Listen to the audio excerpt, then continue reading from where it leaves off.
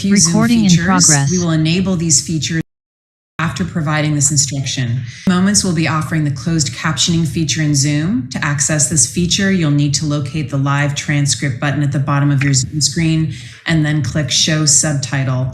In a moment, we'll also offer language interpretation services. I will now turn things over to our interpreters to describe how you can listen to this meeting in English, Spanish, or Mandarin. Good morning, everyone, and welcome to this meeting. Diana Orozco and I, Giovanna Wamsbecker, will be your Spanish interpreters. In order to provide language access, this meeting will have simultaneous bidirectional interpretation from English to Spanish and Mandarin. Please note that the translation will not appear until after I've read through all language instructions. Therefore, we're asking when joining us for this event, please select your preferred language to facilitate hearing presenters and participants clearly, and to prevent technical glitches or interference occurring between the three language channels when one is not selected. If you're on a laptop, please locate the icon shaped like a globe at the bottom of your screen, click on language interpretation and then select English. If you're on an iPad or a phone or a similar device, then locate the three-dot menu on the right corner of your screen. Click on language interpretation and then select English. When you speak, please do so at a moderate pace because the interpreter is going to be simultaneously interpreting everything you say.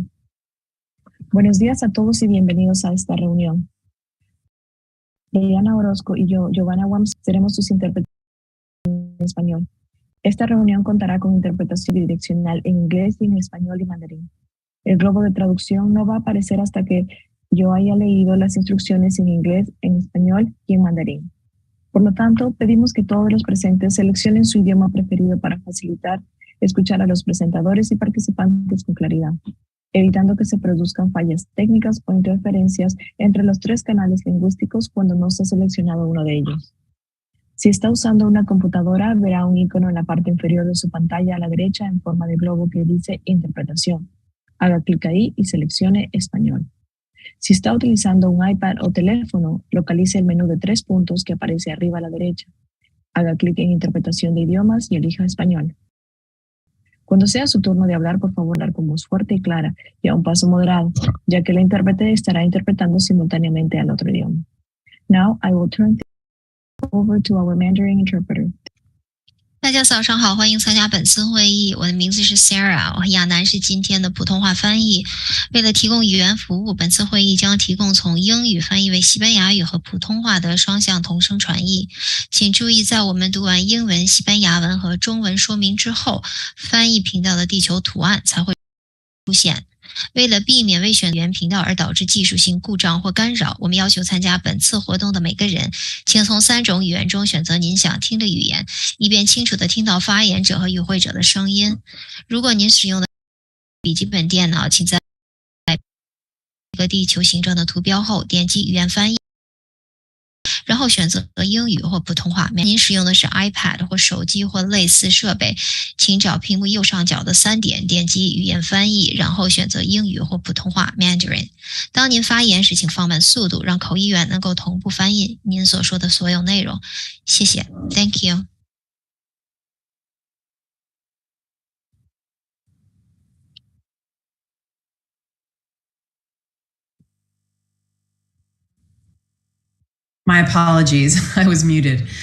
We'll now enable live transcription and interpretation. Please select your preferred language channel at this time. And finally, regarding public comment today's meeting, we'll now open up the chat feature for written public comment for the next 20 minutes as we proceed with this meeting, and we'll open up public comment again before we adjourn, both chat and verbal comment. All right, now I'm going to turn things over to Janelle Kubinek. Okay, thank you, Karen, for getting us started. And thanks everyone for joining us today, members of the public as well as members of the work group. You know, you've probably become accustomed to the fact that these meetings are full. This will be especially so, and we're really excited to have each of you involved in helping to share and explain the work ahead for today. I just want to remind everyone here today that the role of the state, so representatives of our state, is part of the work group, but they're here as your convener, and we as Wested are here to help facilitate. And I say that as a reminder, as I'm going to crack the whip quite a bit today to kind of keep us moving. So when you find me to be maybe a little bit much, remember, I'm just facilitating. I'm trying to get us through this. But really what we're trying to get through is, as I calculated this, we've had almost 20,000 minutes of work. And so in the next 180 minutes, we're going to take and put what I'll call polish on this work, okay? And so I remind us that we've been talking about this, we've been doing work. This is like so much happened in the past 8 months here. And so, you know, what this work group has done is amazing. It's created a place for us to discuss the issues. It's created a way for us to organize those into a vision, guiding principles, and recommendations. And to use along the way public comment to help shape and form the ideas that are coming through in the findings and recommendations contained in the draft report. So, and as again, emphasis, it's you as a work group. It's as a whole, those views of our state agencies that are involved, because this is really about what the work groups are doing. So since we've shared that draft a few weeks ago with work groups and member of the public, we received a number of comments and suggestions. Is that meeting to focus on resolving issues?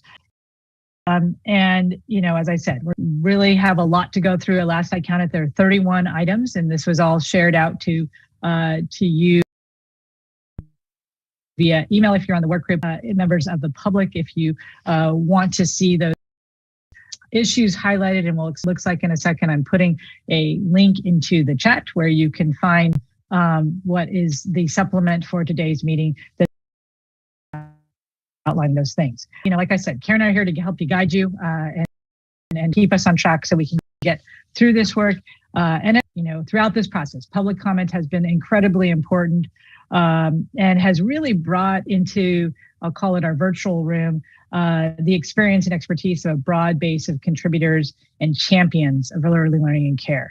And so before we begin the review of the highlighted section for discussion, I am just excited to have with us today Keisha and Zewi, I pronounced that correctly, who's Director of Public Policy for the California Child Care Resource and Referral Network, to share her research and provide context for us for the importance of the role of love and connections that are referenced, that we referenced in prior meetings. And we thought this would be a great way to frame some of the issues that will be coming up. So Keisha, all yours. Thanks for being here today.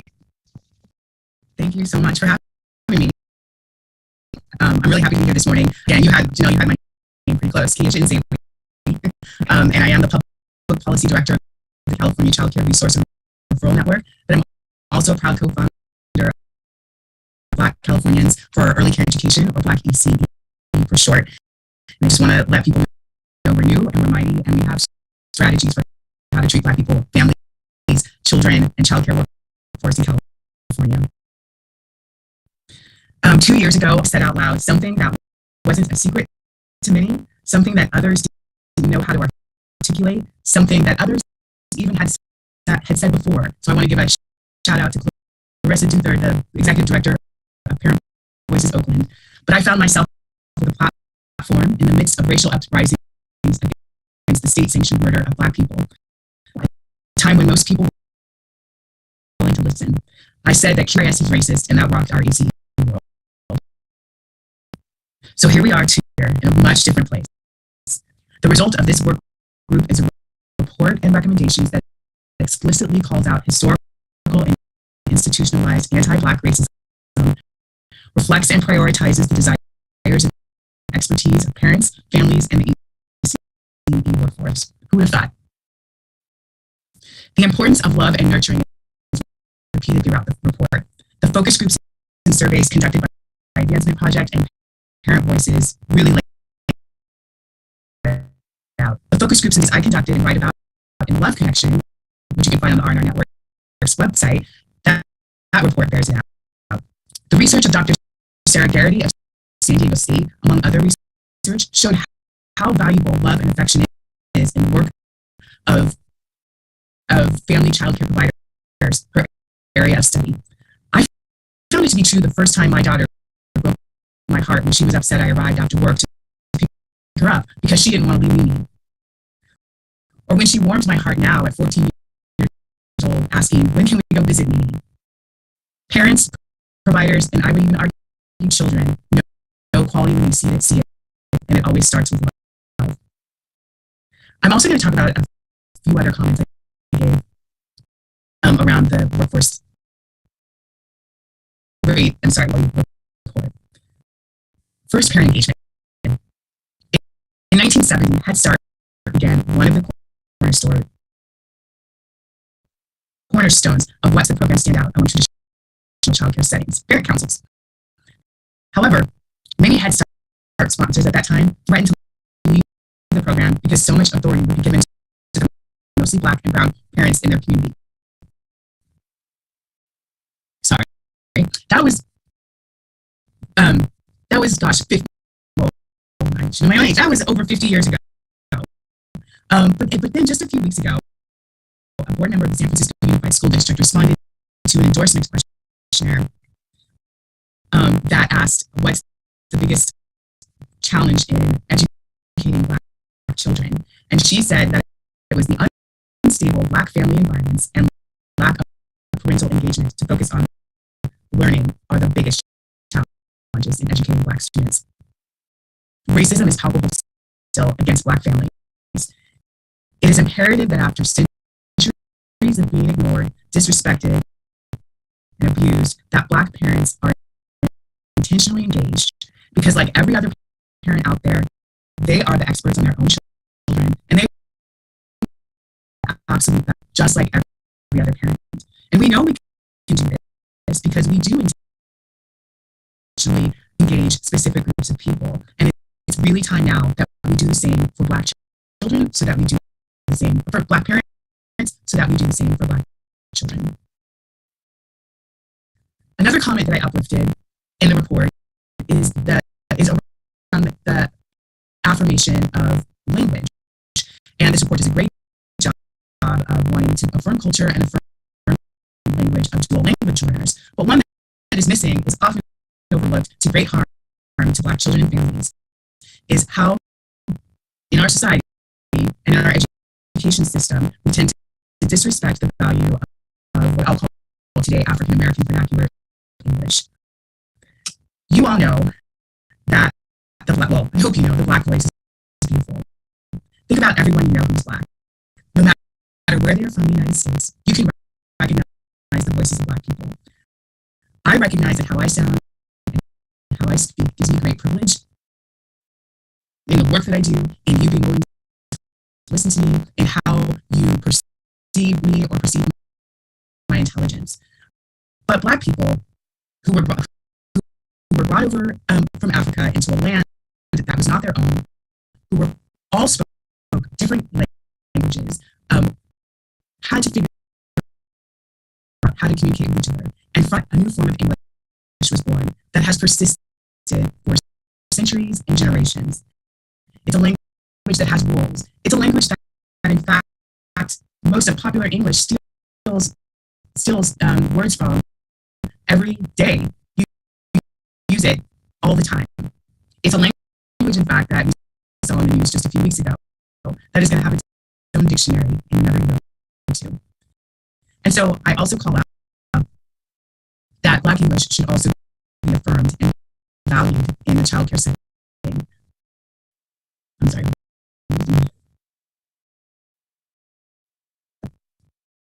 So those were the comments that I provided. I really appreciate the opportunity to expand on them more. I, again, want to appreciate the fact that for the first time, even in the 2 years, that people have been more aware of the historical roots of child care, more aware of how we have ignored and harmed Black child care workers, providers, children, and families, that this report and the work of this group calls that out and really takes significant steps to address it and repair the harm that's been done. So I hope that the thread of love is not ignored and is valued, that the thread of parent engagement is not ignored board, and that Black parent voices are valued, and that the thread of affirming culture and language also remains and is valued. But again, that Black children and families are not ignored in that. Thank you.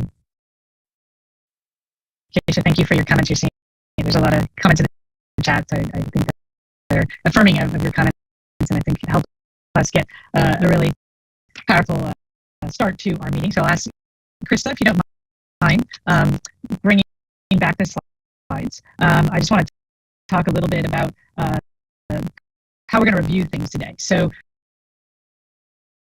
just a reminder, everyone has received a version of the draft report that was also posted on the DSS Rate and Quality Work Group website. Since then, you've received a version with just highlights from two sections.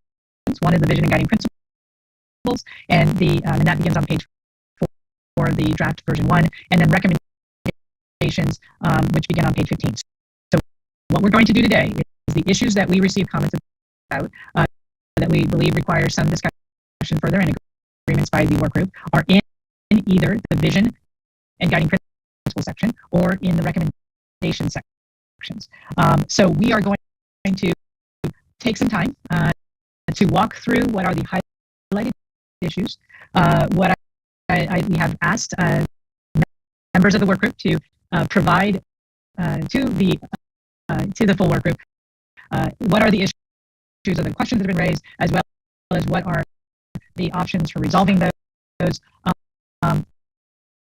This is the frame I'm going to use throughout this morning. Is we're asking you when you make a proposal for what to do with the language, whether you can live with it with those changes or live with it as it is. And if you can't,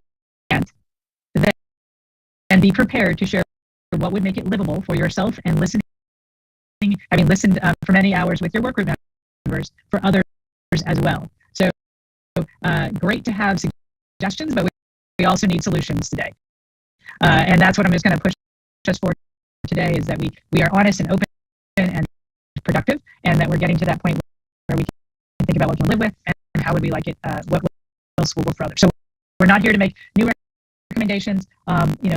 These are the things that we've spent a considerable amount of time on and believe really reflect the care, concern, and ideas of the work group with regard to the statutory charge and requirements for this work. So with that, let's just get right into it. So as I said, here's which on the previous slide is the example of what this looks like in terms of the highlights. I just would remind folks, given the time we have, is to ask that you be as concise as possible with your comments, and remind us what we've heard and bring us forward in what we need to do now.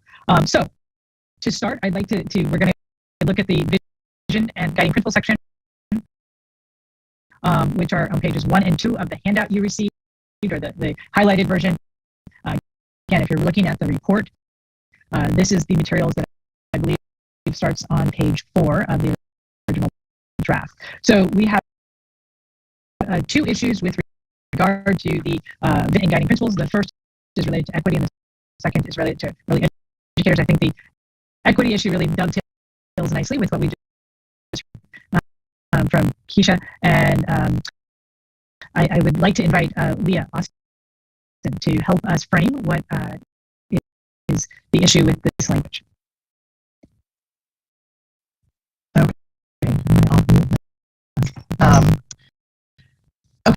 Okay, so I think on here, first I want to say, Keisha, thank you so much for I think really setting the tone for us going through these final comments on the work plan or on the recommendations.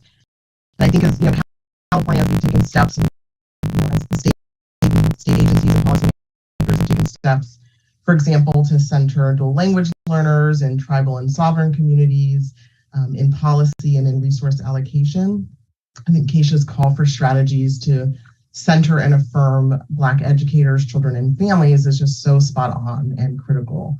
And so I think this that framing really offers an opportunity section to make sure that we are doing so. And I think the change here in equity, excuse me, in equity and guiding principle principles to make sure we're including language affirmation. And I think, again, Keisha just spoke to that, really beautifully as to why that's so critical and important that we include that here and not assume that that's included when we talk about promoting promoting cultural competence and affirmation. We need to call out language specifically as well.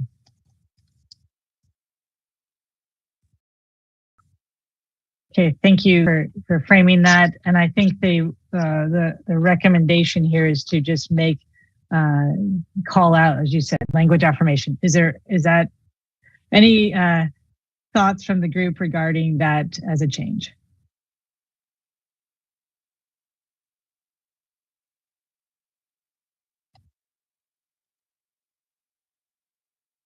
Okay, I'm hearing none, so I'm going to keep us moving and say that we're comfortable with that amendment. Can we go back one slide, please? There's one more piece there that I think in terms of the second piece is related to early educators. And I wonder, Robin, do you want to add something for the group to think about that guiding principle? I appreciate the rewording on this. The original draft only had homes, and so I appreciate that it now includes centers because, as we all know and heard loud and clear from not just this workforce or this work group, but from the public, the disrespect that is experienced for early education providers is in all sectors. So it's in the entire mixed delivery system, and I think we can all agree it needs to stop and change. And so I appreciate the rewording exactly how it is. Okay, so the noted rewording is that instead of in addition to homes and centers, anyone have any concerns about that? Okay, I'm seeing none. And for those of you that are off camera, please feel free to raise your hand or to come off audio and make any comments if you have any. So, okay, so this is great. We're modeling how we go through these things quickly. So let's just keep moving. So now we're going to get into recommendations. So these start on page 6 of the supplement that you received. And these are 2 that I think I'd like to turn back to Leah and have you help us understand the changes that are being suggested here.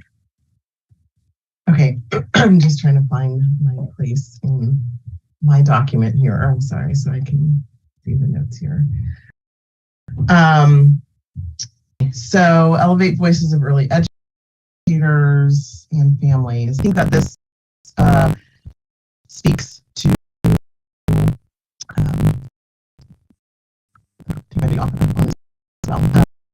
I think this also speaks to what Keisha was raising, and the need to be particularly explicit about naming Black childcare providers and families, and having strategies and really having intention in addressing the historical racism and legacy of enslavement, which this notes here. We know that there is a particular and long-lasting effects that we see today, particularly wage gaps of the workforce, for example, and access to services and resources for families. So again, really wanting to name that here and make sure that we're being explicit and acknowledging the legacy of slavery that is carried with us today.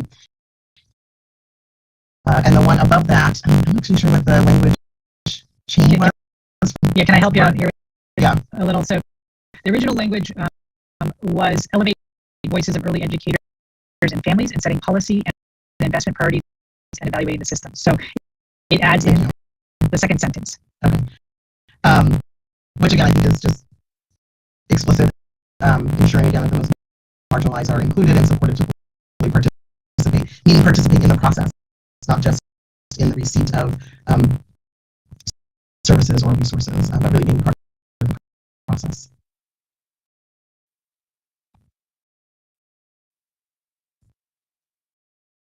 Okay, so Janelle would you like to test people's comfort with 3 and 4 here?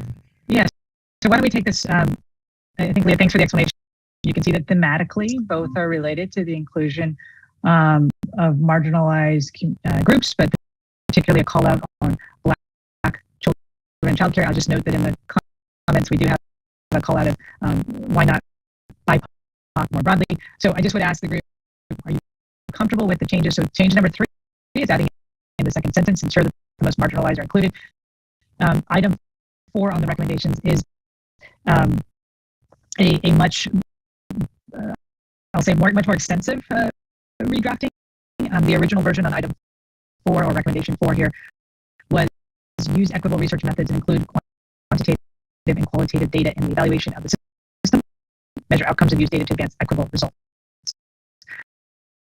So what this is calling out, very particular and specific context that is not the generalization of the application of research. So let's take.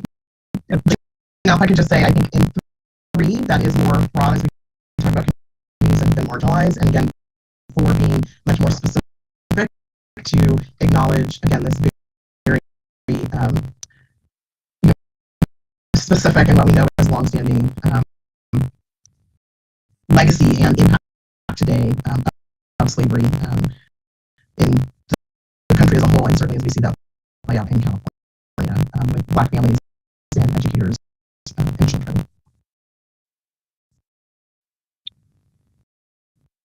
So let's start with the first one. Any objections or concerns about adding the second sentence, the ensure that the most marginalized are included and supported to participate?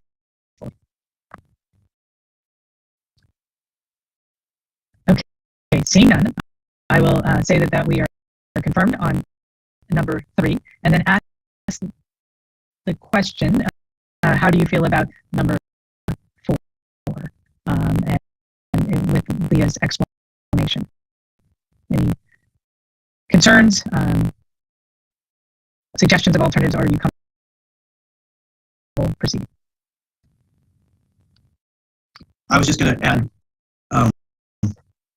it's very difficult to lift up all marginalized populations because there's a laundry list, because we are all guilty of that behavior, and to try to be fully inclusive is a huge challenge.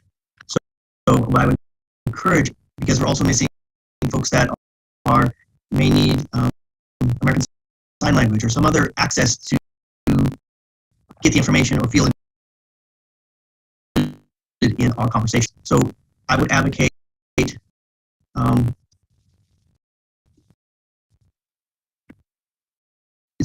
hard to have high tide raise all boats. And so what I'm struggling with is trying to recognize historical problems, but by also not leaving other folks out. So how can we be a little bit more inclusive? I know 3 is trying to do that, but 4 then sets aside an additional population that may not be inclusive of all marginalized populations as well. So I'm having an internal struggle with that, and I'm not quite sure if anybody else is. Okay, so I'm seeing a number of comments. So for the comment, then we'll go to Virginia, Lily, Leah, and Donna, and see if we can come up with some, whether we have an option here to move forward. So Virginia, please. Thanks. Can you hear me okay? Yes. I've had so many tech issues this morning, so I'm glad that my audio is coming through. Yeah, I just want to say, how important I think number 4 is to really call out some of these historical issues. And I think, the one that's reflected here is a really important one that we as a system really address and confront and determine how to proceed from this space. I think similarly to some others, I think I'm struggling with not with what's there, but with what's not, because when we look at things around marginalization and discrimination around other racial and ethnic groups in our country and the state, that's also been quite historically challenging. And just to name a few, that includes is American Indian, Alaska Native, immigrant and migrant populations, and also the legacy of internment camps for Asian populations, and that's just a couple. So how do we call out and hear and highlight and reflect the negative impact of science, and not wanting to discount what's here, but how do we reflect some of those other pieces, which are also legacies that we need to overcome? Thanks, Virginia. Should we move to Lily next? Lily, please go ahead. Hi, everybody. So I just would like to just add that in order to expand equity and provide access to all, I just feel like, more like emphasizing race. I agree with just about immigrant and migrant, because we have a huge population of people who are coming to this country, and also add disability, because there's a lot of children who have different disabilities, and we need to make sure that we don't they sometimes get lost in the process. So adding those things will hopefully allow that they don't get lost in our identity system, and it's inclusive of them as well. Thank you. Thanks, Lily. Leah, what are your thoughts on this statement?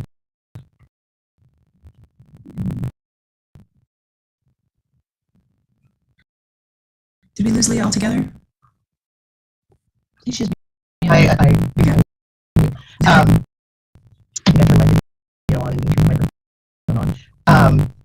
I think there are multiple places in the document where we talk about addressing historical racism, oppression, biases,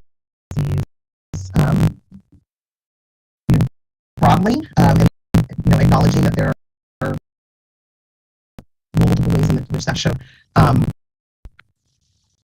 Again, I think here I would say that there is a very distinct and unique history and impact of slavery on Black people, and we see that play out when we look at our data across kind of all indicators. For example, with our workforce, we see that Black educators in particular are experiencing the most severe conditions, the low pay, highest rates of economic insecurity, and this really plays out time and time again. And so I do think that there is a distinct need and impact in that, and to acknowledge that, and that doesn't undermine being able to talk about oppression and systemic racism and bias that are baked into our system that we know also impacts many other communities. And then I think we've acknowledged other multiple parts in the document, and that there have been other policies that this state has taken on. I would say not in a way that needs to be comprehensive, but has been able to name, for example, the language that has been able to name tribal and sovereign communities. I think, again, that needs to be better, but that does exist, and I think this gives us an opportunity to acknowledge this distinct history and harm that exists. Thanks, Leah. Donna, I see your hand, and then Jackie. It's super easy to go after Leah since she said what I was going to say. And I think it's important to have this as a distinct statement. And I agree that woven throughout the report is a broad sense of equity. And we have, as a state, done a lot of things for language learner, immigrant populations, tribal communities, children with special needs, but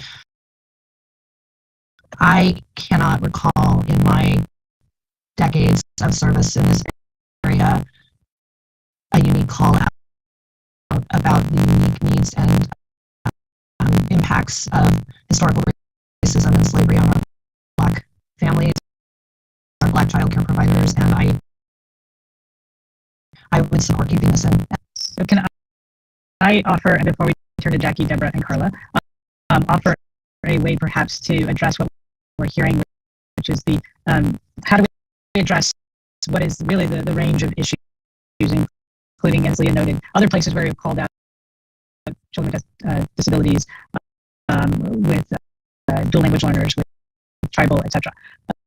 Could we possibly look at number 3 as adding in a word that says elevated voices of all early educators and families as a means to capture what is the sentiment being created?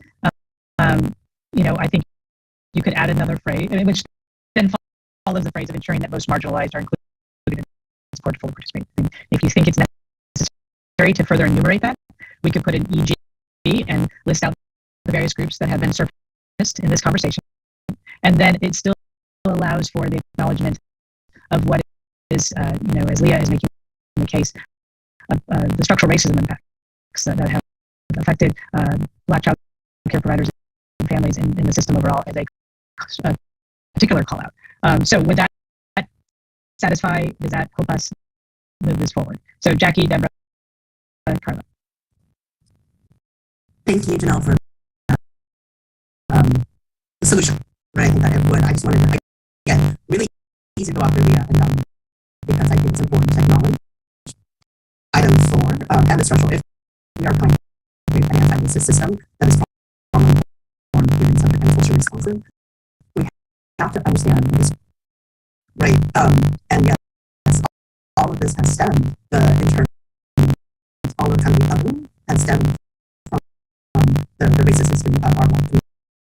And I think it's okay to acknowledge, right? And so I just wanted to kind of throw in my voice with a lot of students as an ally to affirm that this is actually important to take into account. And I also think that Janelle, the solution of adding kind of those other groups as an EG might be a good solution to addressing all the other issues that we do. But I would really just want to keep this, acknowledge the work that we're trying to do right now in the world that we see, and making it right. Okay. So you can see Krista is actively taking notes of that. Deborah, and then Carla, and then let's see where we stand. Thank you very much.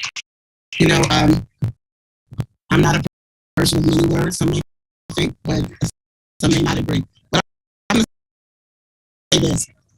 Marginalized is not a word I use every day. Heck, I even had to look it up to make sure I was understanding what they were saying. So when I looked it up and I read it, I said, treated as insignificant. Then it tells us of unimportant how it is positioned within society or group. So when I take marginalized and I look at number 4, I say, okay, thank you. Our voices are going to be heard. You have to sometimes, when you're a woman or man of color, and you get up every day, and you know you're important, but some people around you just don't. You feel like you got to take a stand, you got to do everything better and right. But to say here that we're going to be intentionally brought to this table, and our voices intentionally heard, it's powerful. It's powerful to me, and I think that's important. And I appreciate it. I'll be straight to stand out here on number 4. It's a Black child care providers. That's important. That's very, very important. So unless you've ever been left out before, you really don't know what it feels like. From any age. Intentionally left out and continue. And it's 2022. So I do appreciate it. Thank you. Okay, thanks, Deborah, for the comments. Carla, your comments, and then let's see where we stand. 100% supportive of keeping number 4 in for all the reasons Leah, Donna, Jackie, Deborah just shared. So just want to put that in. raises a really good point about data and data informed. So if number 3, as we think about those communities furthest from opportunity, adding information about data informed decision making on that, because this conversation is one all of us have been in. What about this group and that group? So the importance of looking at not having data tell us what the responses should be, but just adding, in addition to the EG, Janelle, that you propose, that data informed decision making as we think about what communities have been furthest from opportunity. Okay. Thanks, Carla. So what you're seeing Krista offer is a couple of amendments, number 3, that capture the sentiment of let's make sure that we're clear that all voices are included, and that we can then enumerate some of the groups that we feel need to be specifically called out, and adding in, as Carla just recommended, that this is about using data to make informed decisions to ensure that those that are most marginalized groups are included and to participate fully. So that would be amending number 3 and retaining number 4 on the basis that this is a specific call out that ought to be made given the significance of impact as well as the history of having structural racism and with this particular needs in this community. So you can see, roughly speaking, we'll like massage this and get the words right, but are people comfortable? I see Horace has put his making the changes to 3 and keeping 4. Can I ask, is anyone uncomfortable with that? And thank you all for raising these. I think we're getting to the kind of agreement space that we need on these things. So anyone have anything that you cannot live with, and would you offer a suggestion based on what we've just gone through?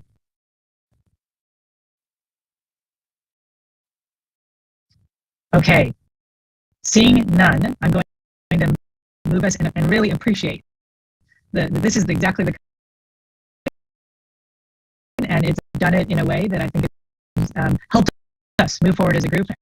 And we have this would be a good model as we move through some of the tougher issues that are going to come up next. So okay, let's keep moving then. Thank you. We'll move to the next set of issues, which is getting now into the mechanics of some of this stuff. And so I'll refer you to page 8. This is in the section that is related to alternative methodology. So what you see on this slide is a proposed addition that is not present in the draft. And this is to acknowledge some of the discussions that we had, I want to say about 2 or 3 meetings ago, about what are some of the ways to think about stages of putting this in place. So I was wondering if Eric P. you might mind giving us a little thought on what is outlined here.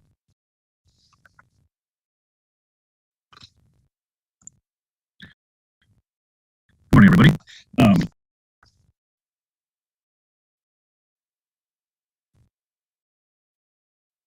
just saying which part. I think I have 2 parts here. I want to make sure I'm talking about the right one. I think basically this part is really only talking about how we have to put in our child care state plan a request for alternate methodology, and we have to do that soon if we miss it. As Donna well knows from the last work group she led, we're going to be another 3 years out. So just the importance of making sure that we get our alternate methodologies in as soon as possible, so we can get them to the feds. We can get them approved, and then we can. Otherwise, we're going to be stuck with the regional market rate for another like 3+ years. So it's just imperative that we get any of these kind of things that we're proposing in as soon as possible, and so we can get them approved and to our legislature for approval. And if Donna has anything to add, that would be appreciated. But this is fairly simple.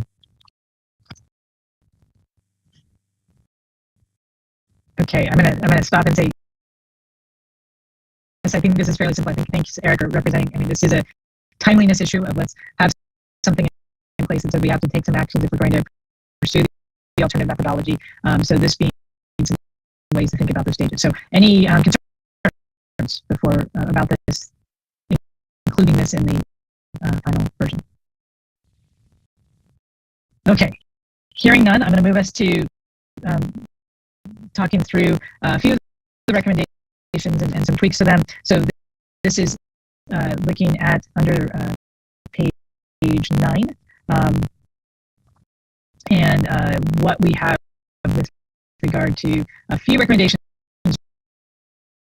regarding the actual methodology. And the first one is a change to recommendation 3 in that section, and 1 to recommendation 4. What really? So Eric Sonnenfeld, do you mind giving us some thoughts about that? Good morning. Thank you. Happy Friday, everyone. Thank you for joining us this early morning. So number 3 is, I think, very important. Part of the institutional structural problem with early care and education in our state, we've artificially linked whatever the regional market rate is to the survey, and then have told our providers and our early learning professionals, you can't charge anyone else more than that. So that's a structural problem that keeps rates significantly down, especially in communities that are very low income. It's a downward spiral. And so that's where you see the death of center-based care, the death of family child care, and it reduces choices for parents in those communities. So that's very important that we de-link that from the private pay market. Because if we do not, I think if that's still there in whatever version or study we come up with, we have not done our jobs to make the system better. And then, so I'm going to move on to number 4, that whatever we do with rate reform, or whatever we agree upon, there is going to be a ripple effect into the private pay market, meaning the folks that do not receive any subsidies. So we need to recognize that in an effort to preserve early care and education for the folks that are subsidized or receiving some assistance, we impact the folks that do not, and their ability to access that in their local community. So the only way to fix that problem is to do and give the providers the freedom to run their businesses appropriately, knowing how many subsidized children they can take and how many private pay folks that they may be able to do some sort of sliding scale or scholarship or whatever terminology you want to use to allow them to take in families who do not qualify for subsidy but cannot pay the $2,000 plus a month minimum for an infant. So I think 3 and 4 need to be there. Policymakers need to realize that, and we need to change the regulation. We need to get that out of the state plan immediately so we can move forward while all these other steps are happening. So Eric, can I just also make a comment, and then I'm going to turn this to Horace to talk about number 6. Number 4 and number 6 would be new additions to the recommendations. Number 3 is a revision to the recommendation, just so everyone's clear here. So there's a revision on 3 and a noted gap that is being addressed 4 and 6. So Horace, do you mind, we can go back through these as a whole? By all means. Horace Turner out of Stanislaus County, educator, early educator for child care provider, 12 plus years. Rate adjustments should not wait for alternative methodology. Increases should be immediately, as providers are struggling to maintain programs with current funding base on 2018 market rates. So what that basically says, we were fortunate to get to the 2018 for our union agreement and having ability to come together. But at this point, we're still struggling to make ends meet. And now that we've been enlightened across the board, and believe me, these are huge numbers.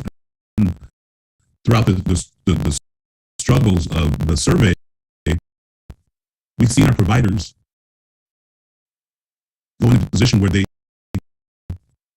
underpay themselves. What can you dream that this would be ideal pay that you should receive? And they undercut themselves over and over again.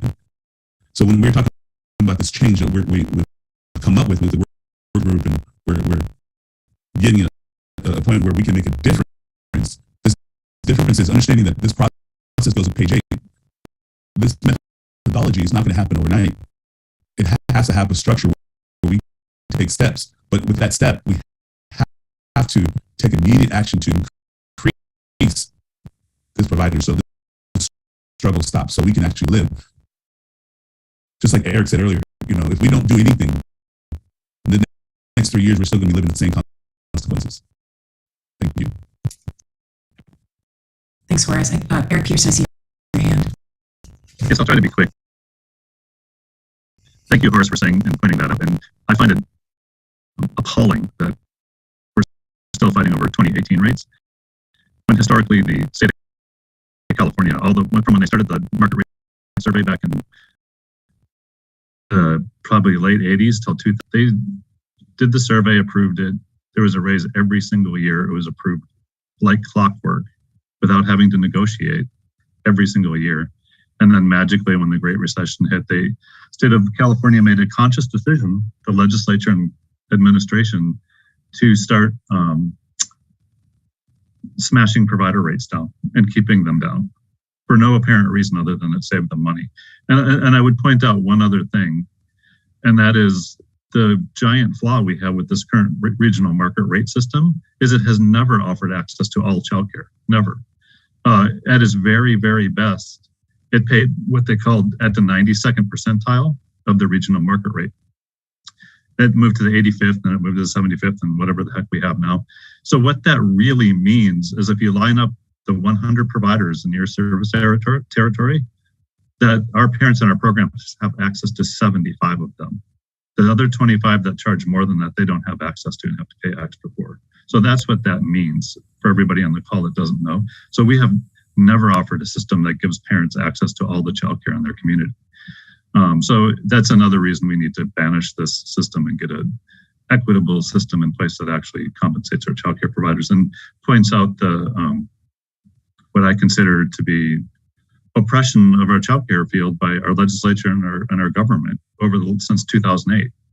And it's been a conscious decision to do so. So anyway, I just wanted to throw that out there. And thanks again, Horace, for your comments. Okay, so I think we want to now test the work group acceptance of time. So with number 3, any reservations about moving forward with this language?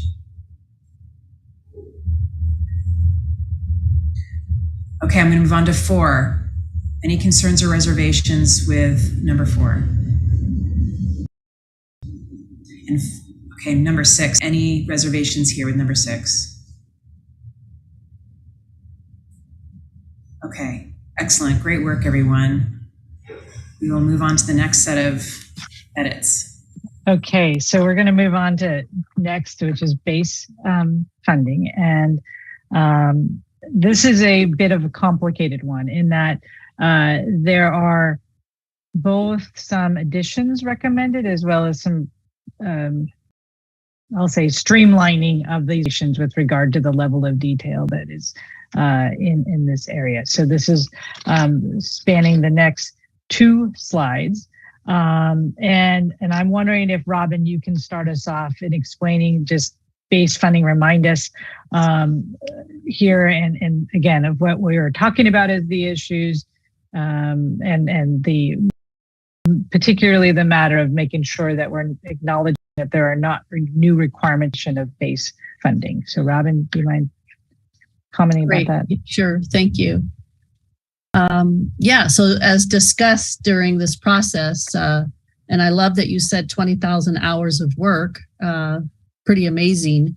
What came across loud and clear is that base rate. And so the work group does believe that all programs should be reimbursed now at a base rate that accounts for the cost of providing the quality services, and meeting all current state requirements. So what's happening now should be funded now at the base rate. The base rate is the foundational rate that providers should receive for meeting the current program standards. The recommendations in the report include establishing and funding the base rate before proceeding with new requirements. That's key. We've all said it. We've heard it from not only the work group members but public.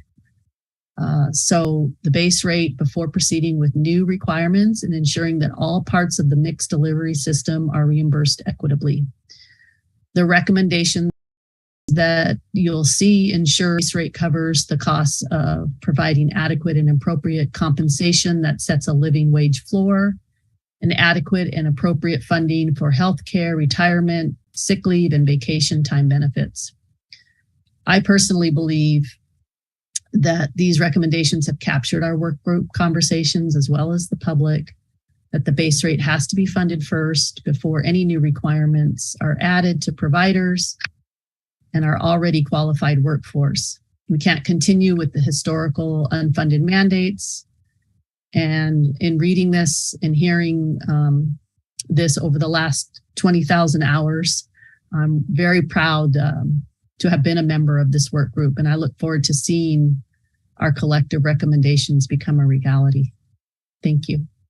Okay, thanks, Robin. Just to be clear, I think it's 20,000 minutes, but it's still a lot. So let me. What is that in hours? Oh gosh, give me a minute and I'll calculate it. But let me see if Lily, specifically, do you mind commenting on 3F? And then I'll have Donna comment on 4 and 5, and then turn it over to Verlinda to comment on 7. So go ahead, Lily, and if you don't mind. Yeah, so on 3, I just want to add, it's very essential to target these children at a young age with, I as a parent and an advocate and 2 little ones and a parent with a child of special needs, as I went through the process, I knew from early on that my child had an issue. So us parents, we know what's best for our children, and many of us will agree with that. So I advocated for him to get assessed, and it was jumping through hoops. So I think it's important for us to acknowledge that the process, ensure that children who have any issues, any red flags that a parent or provider or caretaker can understand, they need to voice those things up so that the children, if they can get what they need at an early stage, then they can find a way to deal with it, and it won't be lingering, and they will not struggle going forward through their educational journey. Because if they struggle at the beginning, they're going to struggle through the middle, and they can possibly struggle throughout. So I am very happy to see that the children with special needs is there, and other children who are at risk. I hope that there are more advocates to kind of highlight when there is a need to make sure those red flags or any kind of intuition is highlighted to make sure that the kids are getting what they need to thrive going forward. I truly believe there needs to be a holistic approach. And so nipping these things in the beginning will definitely allow the children to be better on going forward. Okay, great. Thank you. Donna, do you mind commenting on 4 and 5? Of course. So I think we've had a lot of conversation about the diverse needs of children and families in California. Number 4 specifically calls out the fact that many families are needing care during non-traditional hours and work in jobs that are varying and different schedules from week to week. And the current rate structure does acknowledge and give some factors to pay more during some of those hours of care in different parts of the system. And number 4 is recommending that retain as part of the base rate to ensure that parents who need non-traditional hours and have these types of schedules have access to the type of care that they need, and the provider is compensated for that, as these create very long days and weeks for our childcare providers, and we need to ensure they're compensated. Number 5 is just keeping the fact that our current structure does understand that there are differing costs of care based on current regulatory requirements. You have different requirements for infants, toddlers, preschool, and school-age children, and those have cost implications. And we want to make sure that that continues as part of the base rate. Infants are more expensive to care for, and it's the area where we have the least number of providers and the least accessibility for families, and making sure that we continue to recognize that additional cost is important. Great, thank you. And Verlinda, do you want to talk about 7? And I actually think that there's a few additional topics that show up on the next slide. So 7 and 9. Actually, I'll be taking over Verlinda. Oh, She's under the weather, so she asked me and Deborah to support her in this. So number 7, strictly as we've been talking over the course of time of the fetch-in providers opening up their program and having it in home base, and understanding that the fetch-in providers fetch-in is being paid a percentage, and when they offer it to the home base providers, they're supposed to get a percentage of the work because of administration and documentation is being supported. But as different programs arise throughout California, there's different situations. Some programs are being done by the fetch-in team, the administrative team, and the majority of the program and documentation is being done by the provider. And it's derailing the process of having a system where a lot of providers are like, I'm not going to do that extra work and not get paid for any kind of decent hours, in addition to not being paid appropriately. So we're being underpaid as it is, and then money being taken away. So our suggestion is providers should directly receive adequate reimbursement to cover the cost of requirements that they must meet for the increased requirements. Thank you. Okay, great, thanks. So let me also clarify that as you're looking through this, the things that you're seeing are not revisions, but mostly additions. So this is an addition to what's already been defined as in that section. You may recall that we had talked about base rate variables. And ensuring what the base rate covers, as well as ensuring that parts of the missed delivery system are addressed. So this is further clarification. So on the fetch-ins, further clarification on the areas that should be included and addressed in number 3F, the specifics around meeting needs of working families, and then the differentiations that are expected. So these are all things that would be in addition to what's there as a point of providing for that clarification. So Robin, please. Oh, thank you. Yeah, my comments, I don't remember when I made them, maybe in one of the drafts, was on number 7, that calling out I believe that is fetch-in providers versus all providers. So when I read this, as a center-based provider or home provider, all providers should directly receive adequate reimbursement to cover the cost of requirements, not just the FCCHN. And so maybe I'm misreading number 7, but the way I am reading it, it should be inclusive, because right now, previously I said that we have many unfunded to do with this report and with this work group, is to not do that anymore, is to pay the true cost and have a living wage. And so tell me if I'm misunderstanding the way it's written. Otherwise, hope that we can change it to all providers, because this report is about all providers in the mixed delivery system. Okay, thank you, Robin. So I'm hearing the request that instead of fetch-in providers, they say all providers. I guess I would ask the question, is there a need to call out fetch-in providers? And if so, the language that Krista is typing up could be an alternative. So Deborah and then Virginia. I think what happens with the fetch-in providers is that the amount that they receive, they may see one amount. Let's say you see $10, but yet you only receive $5. So they're not getting all of the reimbursements that's expected. So that's why my understanding is that, so if I'm a fetch-in provider, I'm expecting one amount, but I don't receive it because administration is pulling out 30% of it. So that's my understanding of why we have that in there, an adequate reimbursement, especially for the services that they do. But that's because money is being pulled out. So you expect one and receive another. Deborah, thanks for that clarification. So what you're describing is the interaction that occurs with the contracting agencies and therefore what the direct payment is. And I think that's why it says directly receive. So Virginia and then Robin and then Donna.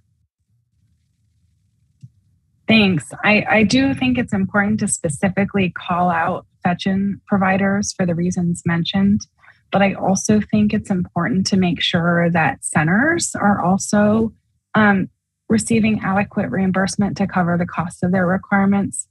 As we look at the report, maybe a solution this would be to make it clear about is a base rate for Title 22 and a base rate for Title 5.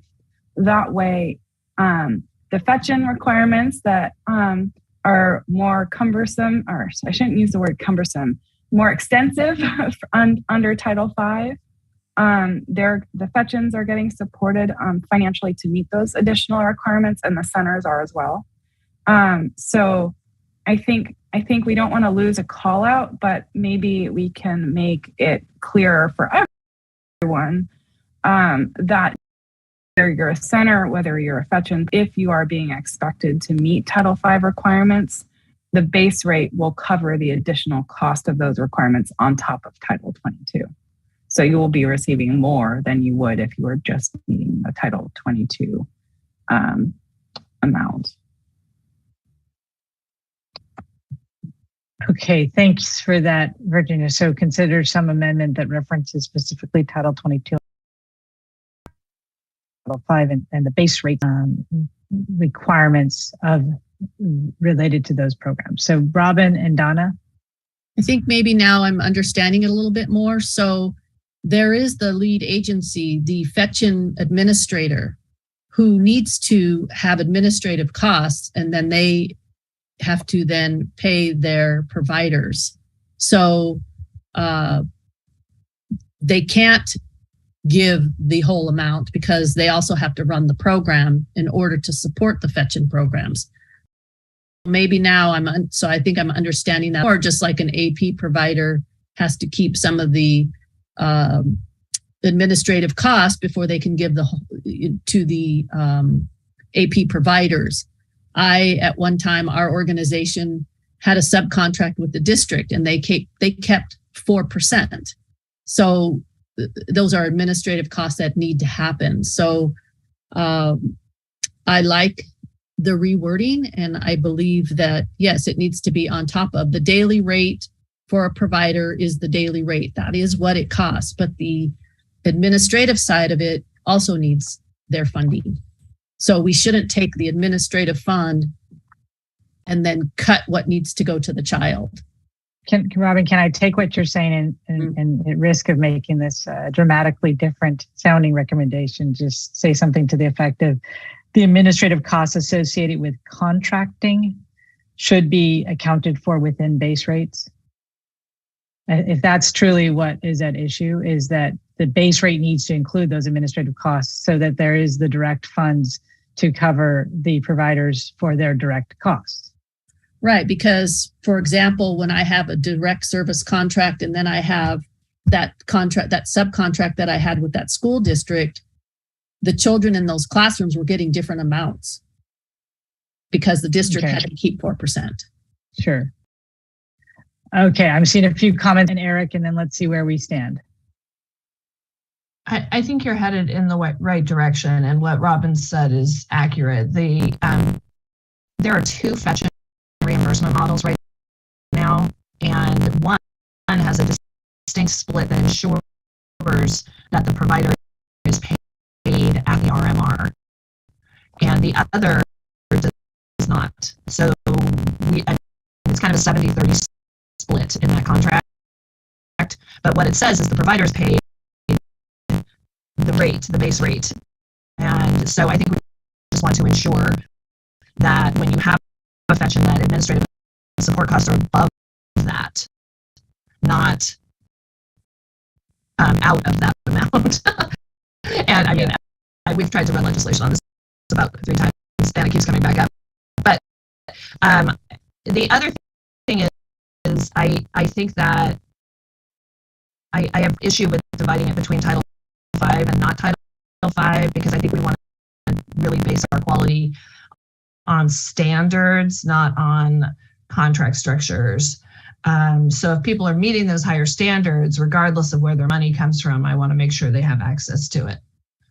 Okay, so you're seeing Krista type up an alternative yet that's further evolved based on that comment. So while we're looking at that coming up on the screen, Leah and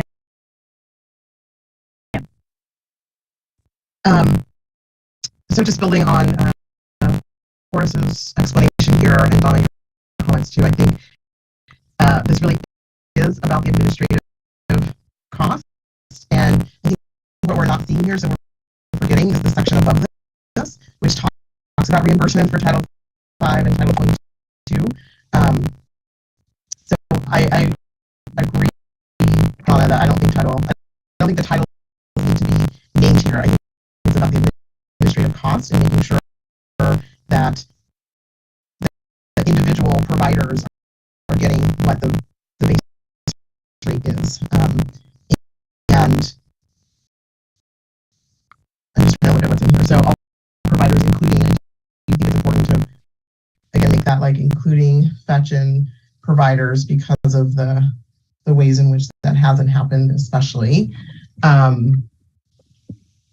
should receive, blah, blah, blah. I would suggest just taking out naming any titles here and really have this be about the administrative cost.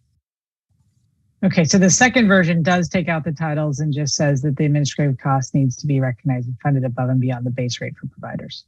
Is that addressed? Okay, so Kim, and then let's see if we can settle on an approach here.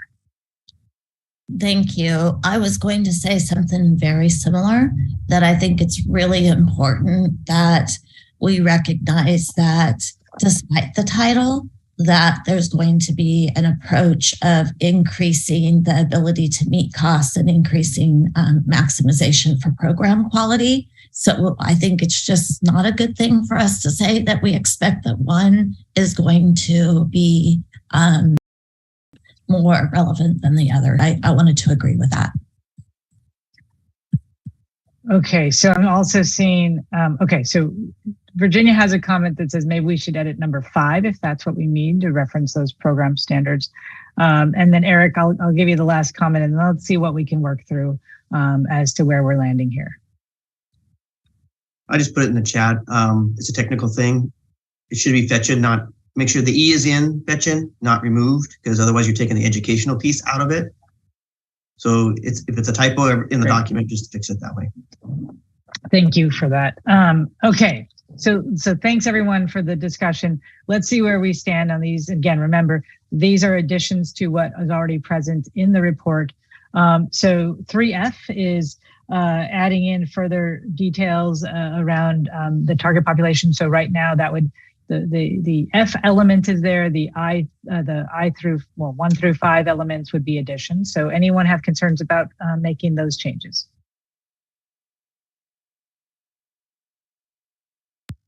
All right, seeing none, I think we can proceed with that. Real quick, I see Robin's hand. Robin, I see it, sorry. It was under number 7. You weren't on 7. Okay, I'm working my way. Okay. So let me count up. Okay, so 4, meeting the needs of working families, needing non-traditional hours, and is responsible for flexible care. So this is again looking at there's a combination of that factor. Anyone concerned with addition of number 4? Okay, great. Hearing none, we'll proceed with that. Now I want to take 5 and 7 together because of the way that Virginia's comment was framed of whether or not we are comfortable with 5 as is. So here's how I would like to proceed is, can we look at number 7, given all the issues that were raised about payments and contracts and structures? Are we comfortable with the way that it has been rephrased, which is fetch and administrative costs need to be recognized and funded above and beyond the base rate for providers? As the anyone concerned with that? Robin, what is the concern and what would you offer as a suggestion? Just back to my original comment that it's not just fetching. So what it is that we've determined, or the state has determined, a cost per to go into the program. But sometimes there's, let's say, a subcontract or a fetching program or even an AP program. And because the state includes that amount, and then you have to subtract out what you need as the administrator, what's ever left goes to the provider. The conversation was, let's have the base rate be the base rate. So using my example, I have 2 children in the same class. One's funded directly to my organization. One is passed through a subcontract. Those 2 kids are getting different amounts. So, right. So how would you like to see this attended to? I think there's a structure of how we contract. There's the amount of how we fund, and I guess what I'm trying is a bit separate. So is it to do what Krista just typed in, administrative costs, including for fetching, and flipping this a bit, and to say administrative costs, including for fetching? Should we also say for fetching and centers, or is it just leaving it as fetching as the call out there? So while you're reading that, Eric, you have a thought. Well, this is more of a question about the base. So my understanding about the base rate, administration and operating costs are already built in, right? So knowing that is already built in, I think what we're talking about is, in a fetching specific arena, is that base rate, which includes the administration that the local provider needs, is already baked into the base. What we want to make sure is that that is not degraded in any way by the funds that the agency needs to operate the network, which is costs above their administration plus their staff to support, provide training, do DRDPs and all those other things. So I want to confirm that the base that we've all agreed upon in our calculation and what P5 has done includes the administrative cost in the base rate already. But I think you're bringing up so let me interject here. You're bringing up an important distinction, and I am struggling with the word administrative cost because I think it's for precisely the reason you're bringing up, which is we're talking about a very specific type of administrative cost, which is the network administrative cost or the contracting related cost. And that's why this is specific right now in the fetch and frame, because other administrative costs, like having administrators and dealing with payroll for the organization, would be in the base rate. So I wonder if we can just say this in a way that it's like administrative costs for the fetch and network need to be recognized and funded above, because that's what we are talking about here in a very specific way. The rest of those costs that we are talking about in administration should be in the base rate. And this gets to somewhat of the policies and structure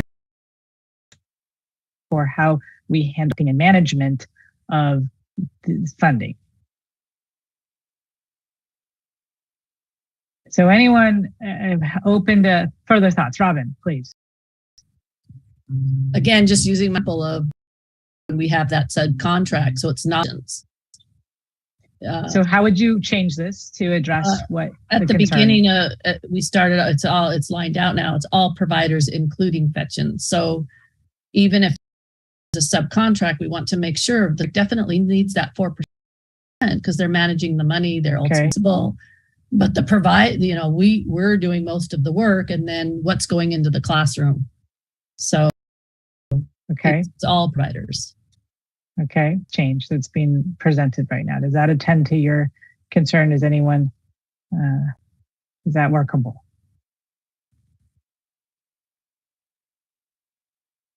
My only concern is we may get tripped up on double administration. So I think we may confuse ourselves when you see administration twice. So would you say contracting costs? Contract management costs? That would probably be a better word or words. The way it was originally worded, where it said directly receive adequate reimbursement to cover the increased costs, was also fine with that. Okay, so we have two options on the table.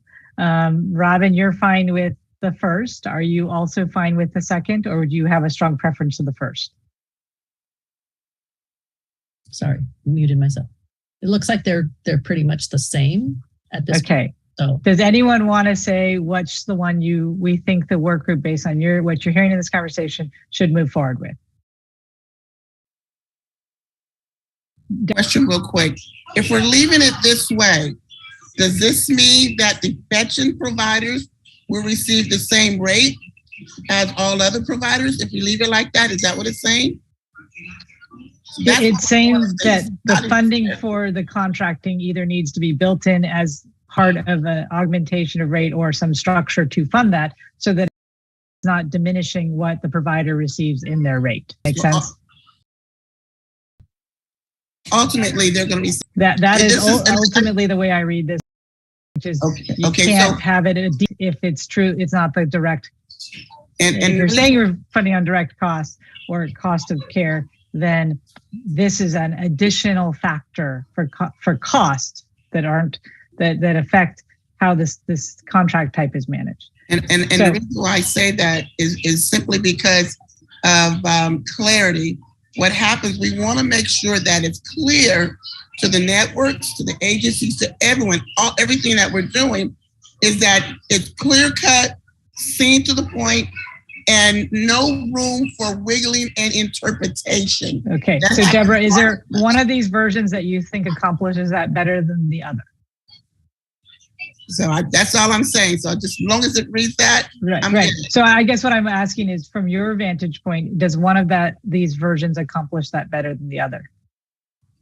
No, it reads it clear to me, but I just know from experience, once it gets to someone else's hands, they need clarity. So that's why I'm saying. So I read it clearly. So let me ask, there's another option, which is we don't put an or, we actually just take both phrases and go with some potential redundancy as a means to clarify explanations. So can I just ask the group, first sentence, second sentence, both sentences?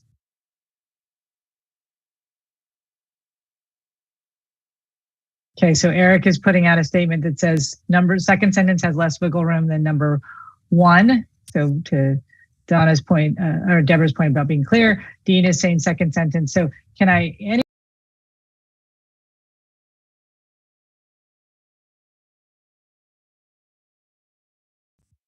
let's adopt the second sentence. I'm not hearing anyone object to that. Given that this is now as the sentence that we're going to put in as the recommendation, let's go back to number 5 and ask, is there anything that needs to be modified in number 5? Virginia, you had made the comment earlier about referencing the specific programs. Does that get accomplished in 5 without reference to Title 5 and 22, or is it sufficient and attending to concerns with it stated?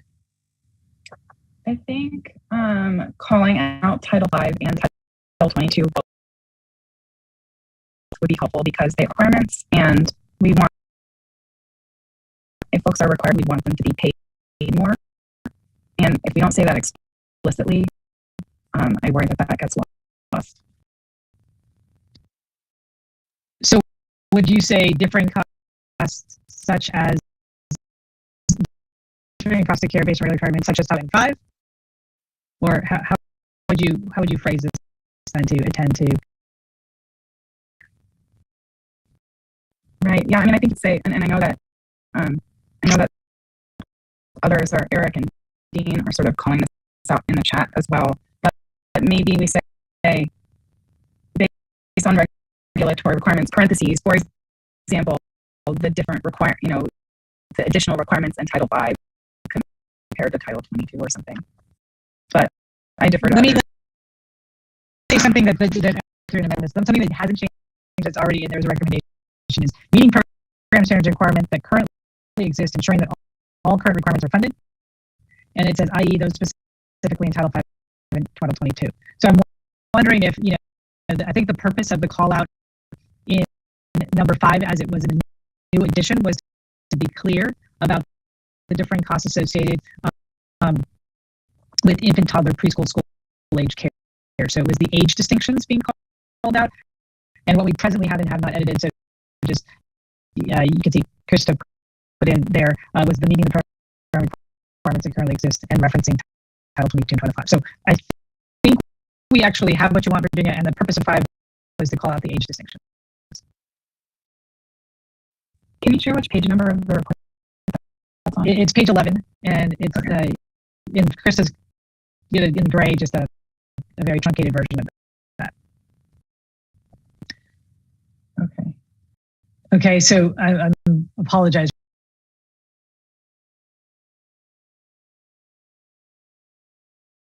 That it expands on, or it addresses specifically age distinctions, and 6 is addressing programs distinctions.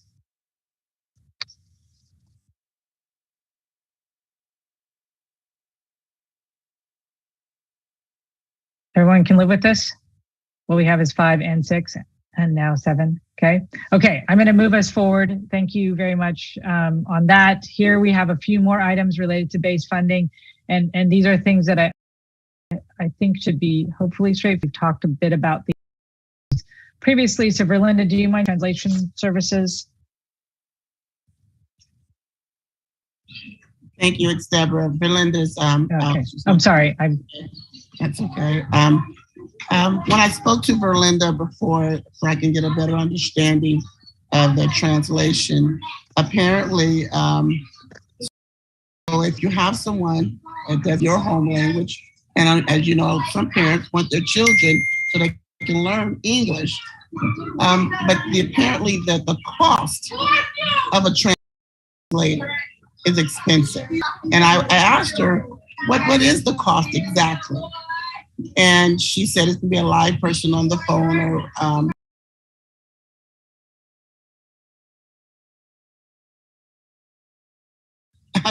quite honestly, I thought about a game show, 25 words or less. My goodness. So what, I got to guess 7 words and 25 words or less. That's $25. So in other words, the equipment and the things that veteran program or any provider has to use in translation to be considered and the base cost. So that was what I got from Verlinda when it came to the translation. Thank you. Thanks for that, Deborah. And this is something I recall Verlinda talking about, the importance and the need to have in translation support. So wanted to see that added. Jackie, do you mind commenting on the remaining items here with regard to, or at least item 10? Yeah, item 10 originally was in the original document, like if we can get to it, we'll include in the base. I just want to kind of lift this up and acknowledge that early educators are providing cultural response, language acceptance, and flows of everything we've been talking about today, right? Saying kind of, again, anti-bias training, anti-racist, efforts to transform our system. So at a very, very high level, and including for the first 3, I think we've talked about 4, the need for developmental screening and supports are currently available, is really kind of that pathway to inclusion and early identification of developmental needs of young learners. So I'm hoping that this is an extra. It's an urgency of now. for us to include this in the base. Okay, thanks, Jackie. Do you also want to comment about 12 as well? And then there's a comment from Kim that I'd like to ask Kim if you would expand on for us. Oh, 12, sorry, 12, H and I, sorry. I was like, I'm trying to scroll, so. And also, again, part and parcel of the same thing, providing the educational supports once we had identified developmental needs of students and early learners, and also the child health and development supports that are already funded. This could include, and I think it was called out earlier, the health and behavioral health screenings and tracking for health, dental, nutrition, consultations, both in infant and early childhood mental health consultations. So I think that was actually funded earlier as well. So I think that all needs to be rolled into this. Okay, thanks for that, Jackie. Kim, do you mind saying a little bit more? And is this comment specifically to what's here on this slide, or is it related to the prior slide? Yeah, I apologize. It's more about the other slide, but as in general, the overall document, when we're looking at a way for us to be able to get equity and looking at increasing quality, I really do feel it's important that we look at Title 22 and Title 5 as a way for us to overall improve the quality by being able to ensure that there's funds available to do it. Because as we were talking about in Title V, there's additional requirements that need funding. But if you don't allow for additional funds, then there never be the ability to lift up those Title 22 programs in a way that increases that approach for an aligned system. So those are my comments, and I will say more about that later, but I think that that's really important for us to talk about and not to get stuck in putting us into boxes of Title 22 and Title 5. Thanks, Kim. And see, Robin has a hand up. Yeah, Kim, good point. I'm hoping that this whole, and I gave a brief intro to the base funding. So the base funding is to get us our existing providers, both in Title 22, Family Friend and Neighbor, centers, Title 5, Title 22, family homes, to a base rate for what we're currently doing now. In the future, maybe that will be another group. I'm not sure. It's my understanding that's when we're going to address enhancements to be able to improve quality. To be very careful that this is getting us to the base rate for what we're doing now.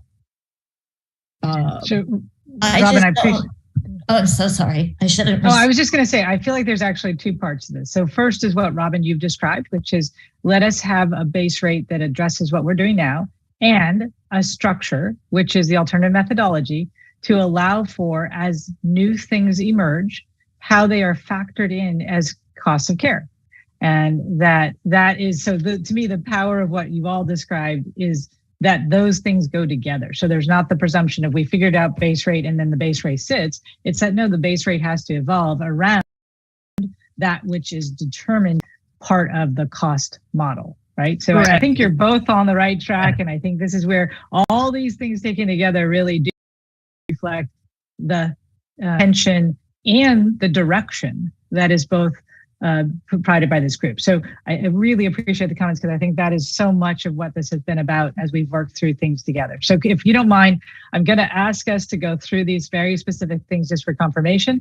So a few things that would be like to be acknowledged more explicitly as factors for duration within the discussion or the decisions about base rate. So one is translation service, that's number 9.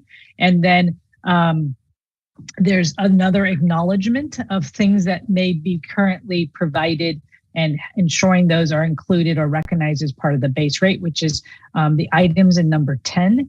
And then, ensuring that there are in the initial base rate, the educational supports and also include things that are currently funded with regard to developmental screening assessment, materials, etc., and that child health and development reports that are currently funded. So this is all these things are things that exist, wanting to see the acknowledgement within the base rate. So any concerns about the items that are indicated here, these are all additions to what was in the initial draft.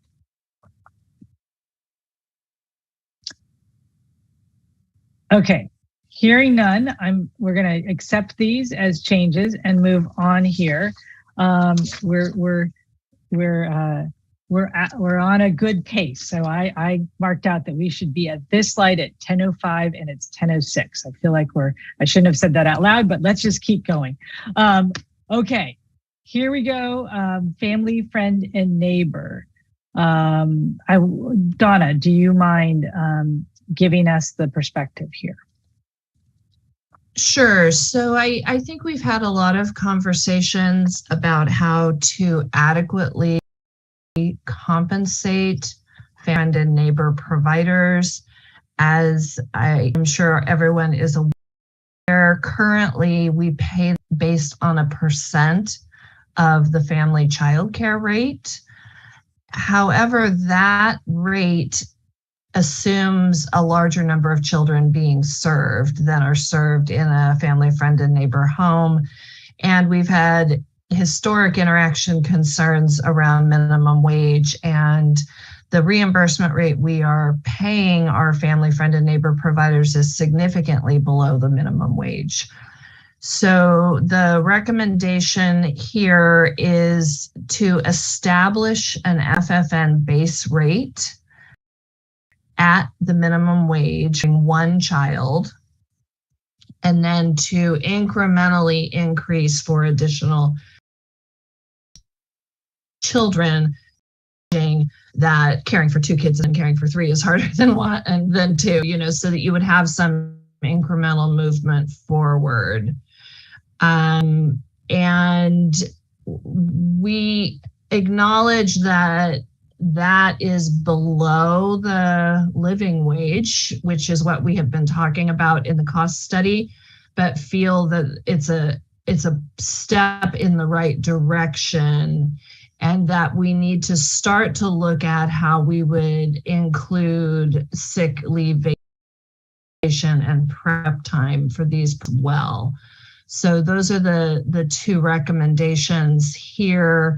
There are a variety of ways you could go about this, but I think at its core, we want to ensure that we're covering at least a minimum wage for these workers and not compensating them at the dismally low rate that we are currently. Okay, so thank you for that, Donna. And I will just remind, in addition to what you've seen. So this whole frame here was not in the draft, and it's based on how that call it. So Eric and then Robin. I think this is about the most well thought out plan we've had for exempt providers in like 30 years. So thank you for that suggestion. The only thing I would probably add to it is that we limit it to the small family childcare size. Just as some kind of way of having a limit on the number of children exempt providers can have. I know rarely in some places, since you can care for your family and one other family, you could get like well above the small family childcare rate for that. Amount of children. So anyway, that would be my only addition to it. I think that's an excellent proposal.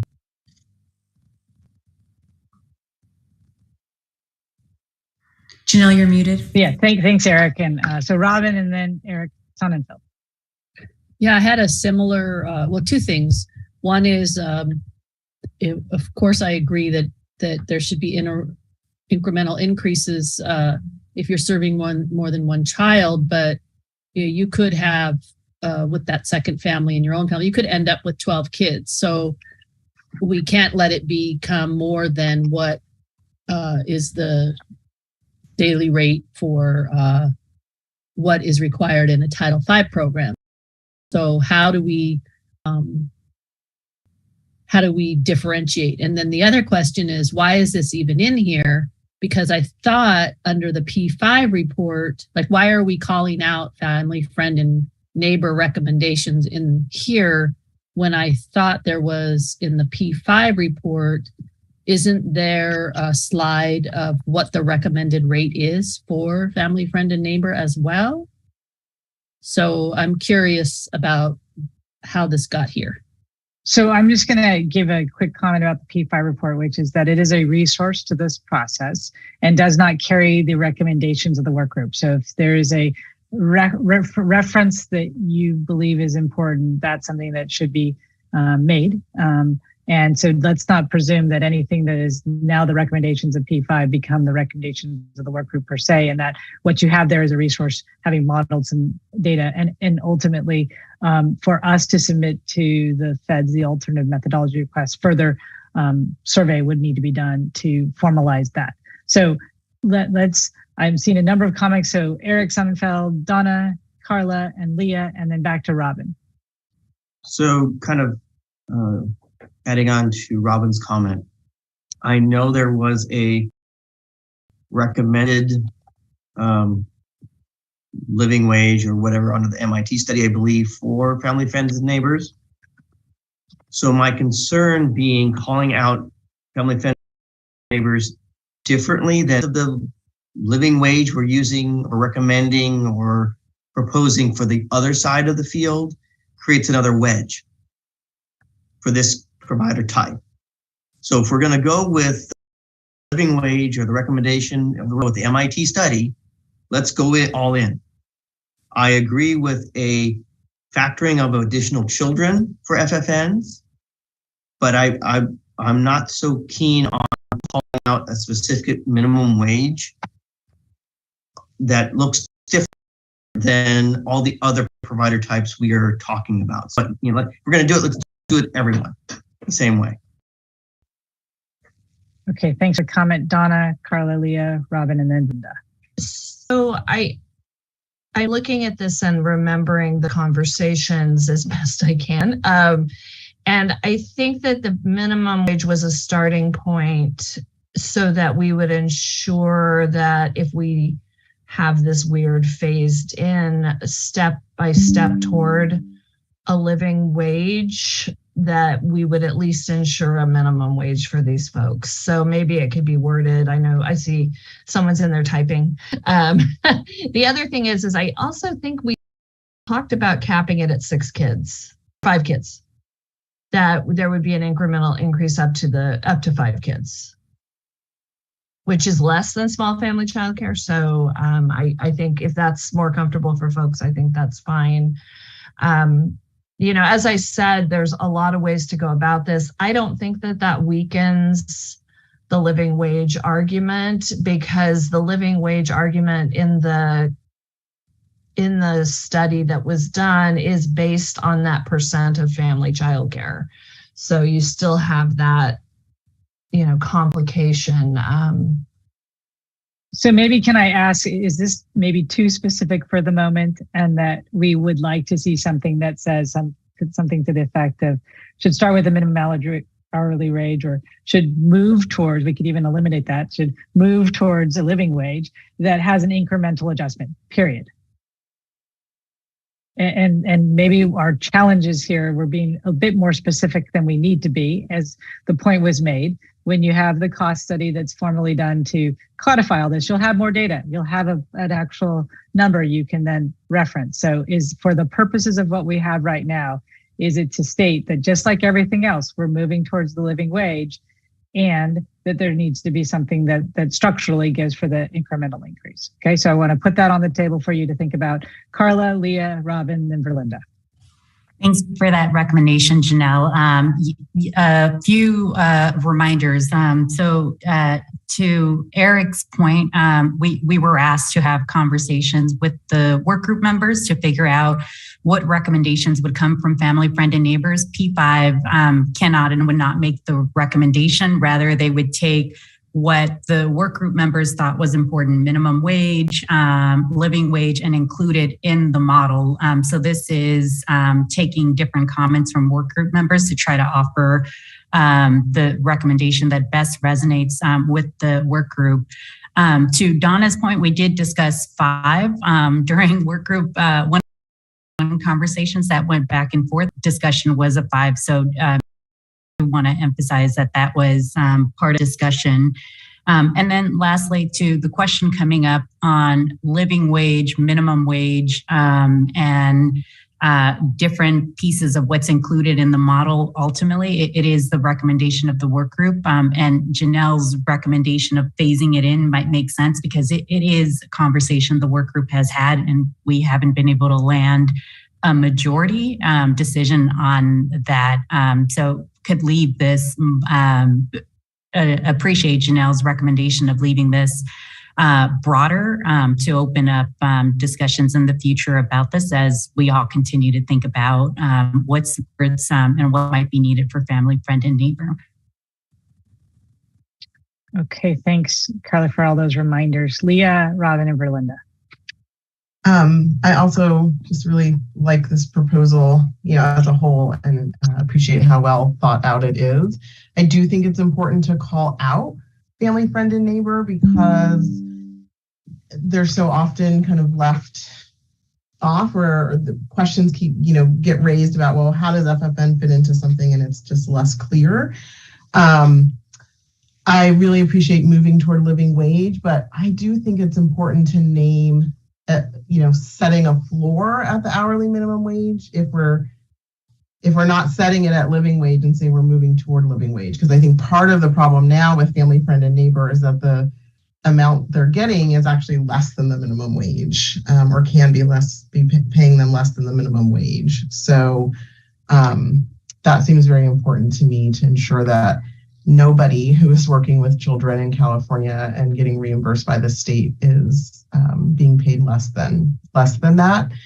And I also think it's important to call out separately here because, and again, make that wage statement distinctly from how we're addressing center and family childcare, because there are other things built into the base rate for other programs and other providers that FFNs aren't going to have. So more of that, there's just a limited resources. There's not other things built into that. We're saying here, as we get lower, which I know we haven't totally dealt with all that yet, that people have access to resources. But I think in the model, it's just not as robust, which I think is fine and makes sense. But makes it kind of all the more reason I think we should be clear about, what we're saying people should receive at a bare minimum, and then what our goal is. Okay, thanks, Leah. Robin, Verlinda, then Deborah.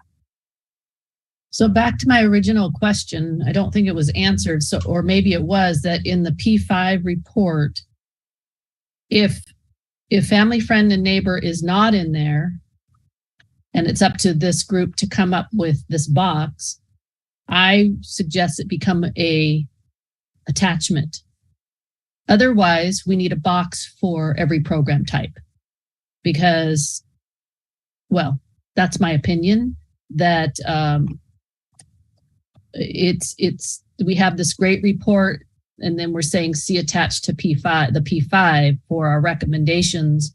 I thought it included family, friend, and neighbor. Then I'm hearing that it doesn't, and that's why we have this box. Then I would make this box an attachment. So Robin, thanks for that comment. What I'm just generally saying is the P5 recommendations are contained as P5 recommendations, not, they're a resource to this work group.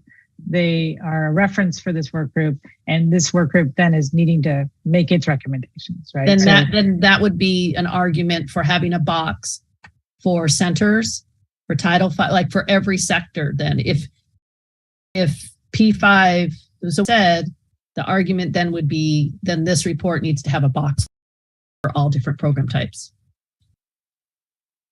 Okay, let's take the rest of the comments and then see where we're landing on this. So Robin's comment is this call out may not be needed. And if it is, then there might be more call outs to be made. So Verlinda, Deborah, and Leah. Hello, everyone. Sorry, I'm not feeling well today. But for family, friends, and neighbors, if they're going to be up as small providers, then they should be licensed because they don't have to be licensed. They don't have to be licensed. They don't have anyone monitoring them. They don't have to do the safety protocols and things that we have to do, or all the paperwork we have to do. So if they're going to get up to small, which is 6 kids, then they should be automatically going in the process of being licensed for a small, because that won't do the small providers them justice if we sit here and give friends and neighbors and them that same, and they don't have to do all the state requirements that a licensed small or large family child care provider has to do. Okay, thanks, Linda. Deborah and then Leah. Okay, thank you. So when I'm reading this and I'm seeing FFN base rates, etc., no less than, I like moving towards a living wage. But then it says with incremental increases for serving up to 5 additional children. Are you saying that if I have 1 child, I'll get this rate? I get a second child, I'll get this rate for the second child, and up to, for each child, I'm going to get a different rate. Is that what it reads as you have it here? No, I don't think the intent is to read it, is to say that you start with the rates need to reflect this kind of structure, right? That is, that we can start with, it's the acknowledgement that they're right now, we don't have a structure that you can, if you have very few kids, because it's based on per child, you may see yourself with a less than minimum wage rate. And so the idea is, how do you ensure that? And that is by setting some target for what that rate should reference, and how that then accommodates increases as you have groups growing. Okay, so thanks for the question, Deborah. Last but not least, is there, when you talk about the cap, does that also include the FFN owned children? So that if they have children over 10, are their children included in that cap? That's important. If the FFN child is included, just as licensed, a child over 10, under 10 is included. So that's so. The state only pays for the other family. The state doesn't pay the parent to care for their own child. No. Understood. But when we talk about a cap of children, the federal statute doesn't have a child cap. The way the state statute is written is you can care for children from 1 additional family. So if you have 3 kids and your sister has 3 kids, you'd have 6 kids. But I have to say the vast majority are caring for 1 or 2 kids. It is very unusual that you would have a family friend and neighbor provider who has a large group of children. I think if I run the average in my program, it's like 1.4. It's the sister caring for her sister's child, or the neighbor, or, it's not common to have that large of a group, but current state law doesn't have a limitation on number of kids. It has based on family. And so I think that, we can make recommendations within the law that we're not going to pay beyond a certain amount, but we don't have, that's a statutory change that would have to be made. The second thing is, I don't think it's like you get $15 an hour and the second kid you get 15 and the third kid you get 15. It's, you're going to get 15 and then you might get a 2% addition for the second kid and for the third kid. So you might get up to 15.50 or 16. You're not going to double it every time you add another child. So just so that piece is clear. The other piece is, there is no market for this. And this has always been an informal arrangement. And because of that, I think we have to put some sort of clarification around how we are going to deal with this type of care. This is part of our system. It is part of the continuum. When you look at center-based care, family child care, they're a business and they're running a business, and we're basing all of the recommendations on the business that is being run. But this is unique. This is not like the other types of care, and we've always paid a percentage based on that, but I don't believe that that is how most of the system is compensated. If you look at other parts of the publicly funded subsidy systems, IHSS being a good example. You know, this is an individual is providing a service to another family.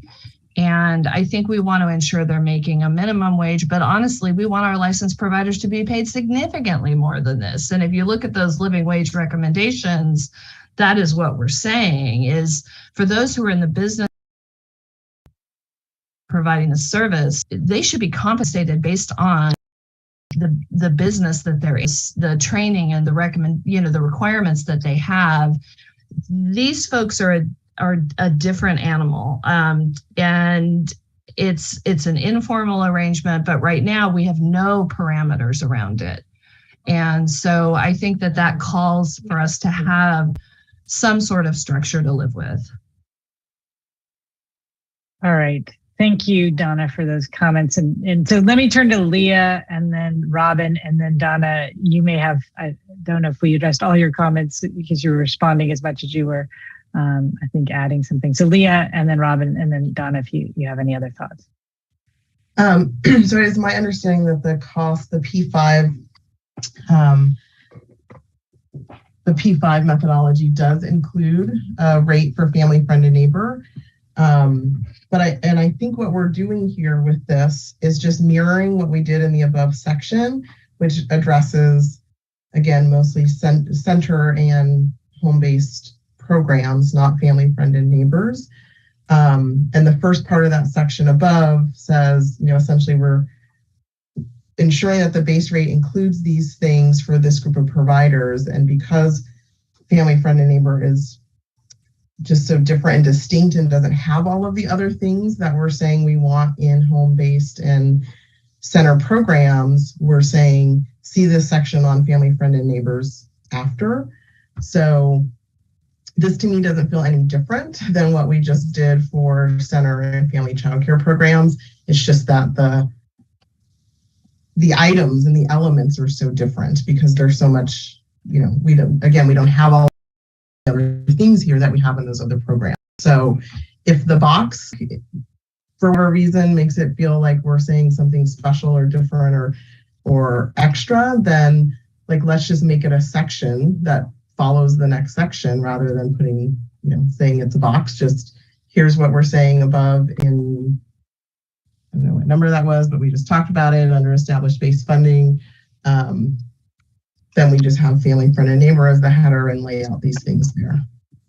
Okay, so thank you for the suggestion. So Robin, this is can you live with it? I think you put into the chat of make it an attachment. I think Leah's making a amended suggestion here of rather than a box, maybe it's just its own subsection in the recommendations that are specific to family, friend, and neighbor. So Robin, any comments? I think also the clarification I'll add is that P5 does have this addressed, but again, we're putting together the work group's recommendations and P5 has its own separate piece here. So Robin. Yeah, Leah, maybe it was the box that was getting to me. Just, and there's comments about, the exempt care outside of it. Basically this is babysitting and nannies. So in the families that are not using subsidy, they're called nannies or babysitters. In the subsidy world, using tax dollars, it's family, friend, and neighbor. And I'm sorry, I don't know who said it before, but we really need to protect the fact that when you have 6 kids, maybe you should get a license. So I know we are out of time, but I would really personally like to spend more time on this section to make sure that we are not taking away from the licensed family childcare homes. And also family, friend, and neighbor, I believe, so license exempt, I believe that's like also the Boys and Girls Clubs. Like there's a lot of conversation that needs to happen around this. And I think using the P5, the report did simplify it, but it gave a rate. So anyway, we need more time on this. Okay, how about, can I think that this, so I'm not sure we're going to actually have more time in this session. So can I, I'd like to circle back to this, but I think on the table for everyone is, can we live with this? And we'll add language. This is really just a starting place, and that there will be addition needed beyond the August 22nd, beyond August, that what we're having right now. Can we just put maybe a prefacing statement? So again, two things. One, removing it as a box, creating its own section, indicating that we've had this conversation, that this is a complicated, there's complexities to this. We offer this as starting, and that, really suggest that this can be used for the future conversations that need to make some decisions about that. So is that, so I'm seeing Donna saying this information needs to be included in the report where it happens, but would everyone be, okay, so I'm going to put a very specific recommendation. We take it out of a box, we make it its own section. In making its own section, we have some reference to this is something for further discussion and work. And I think Robin's saying put this as an attachment. So section being embedded with recommendations, or section being something that is attached but referencing it's for further work. So Virginia. Okay, I'll sort of answer sort of the question you just asked. There was another thing I wanted to as well. So just briefly, since the P5 isn't part of this report, sort of, I think what, I'm definitely hearing some of these concerns, making sure that we have things reflected for our other provider types. And I'm wondering, looking at the section before that's about the base funding, that section isn't super specific to centers and family childcare homes, like basically licensed programs now. So I wonder if one thing that would make the group feel more comfortable is making the connection, basically making that section a little bit more closely tied to licensed programs, so that it doesn't come out, so it doesn't feel like we're sort of just calling out license exempt. So that's one thing. And then just had a quick comment on the sick leave and vacation. Just overall, like making sure people that are doing work are paid minimum wage. That's really important. But we also know that family, friend, and neighbors aren't official businesses. So like working for the state, there's a cap on how much sick leave and vacation I can take, but family, friend, and neighbors are going to be their own employers, so they won't have that.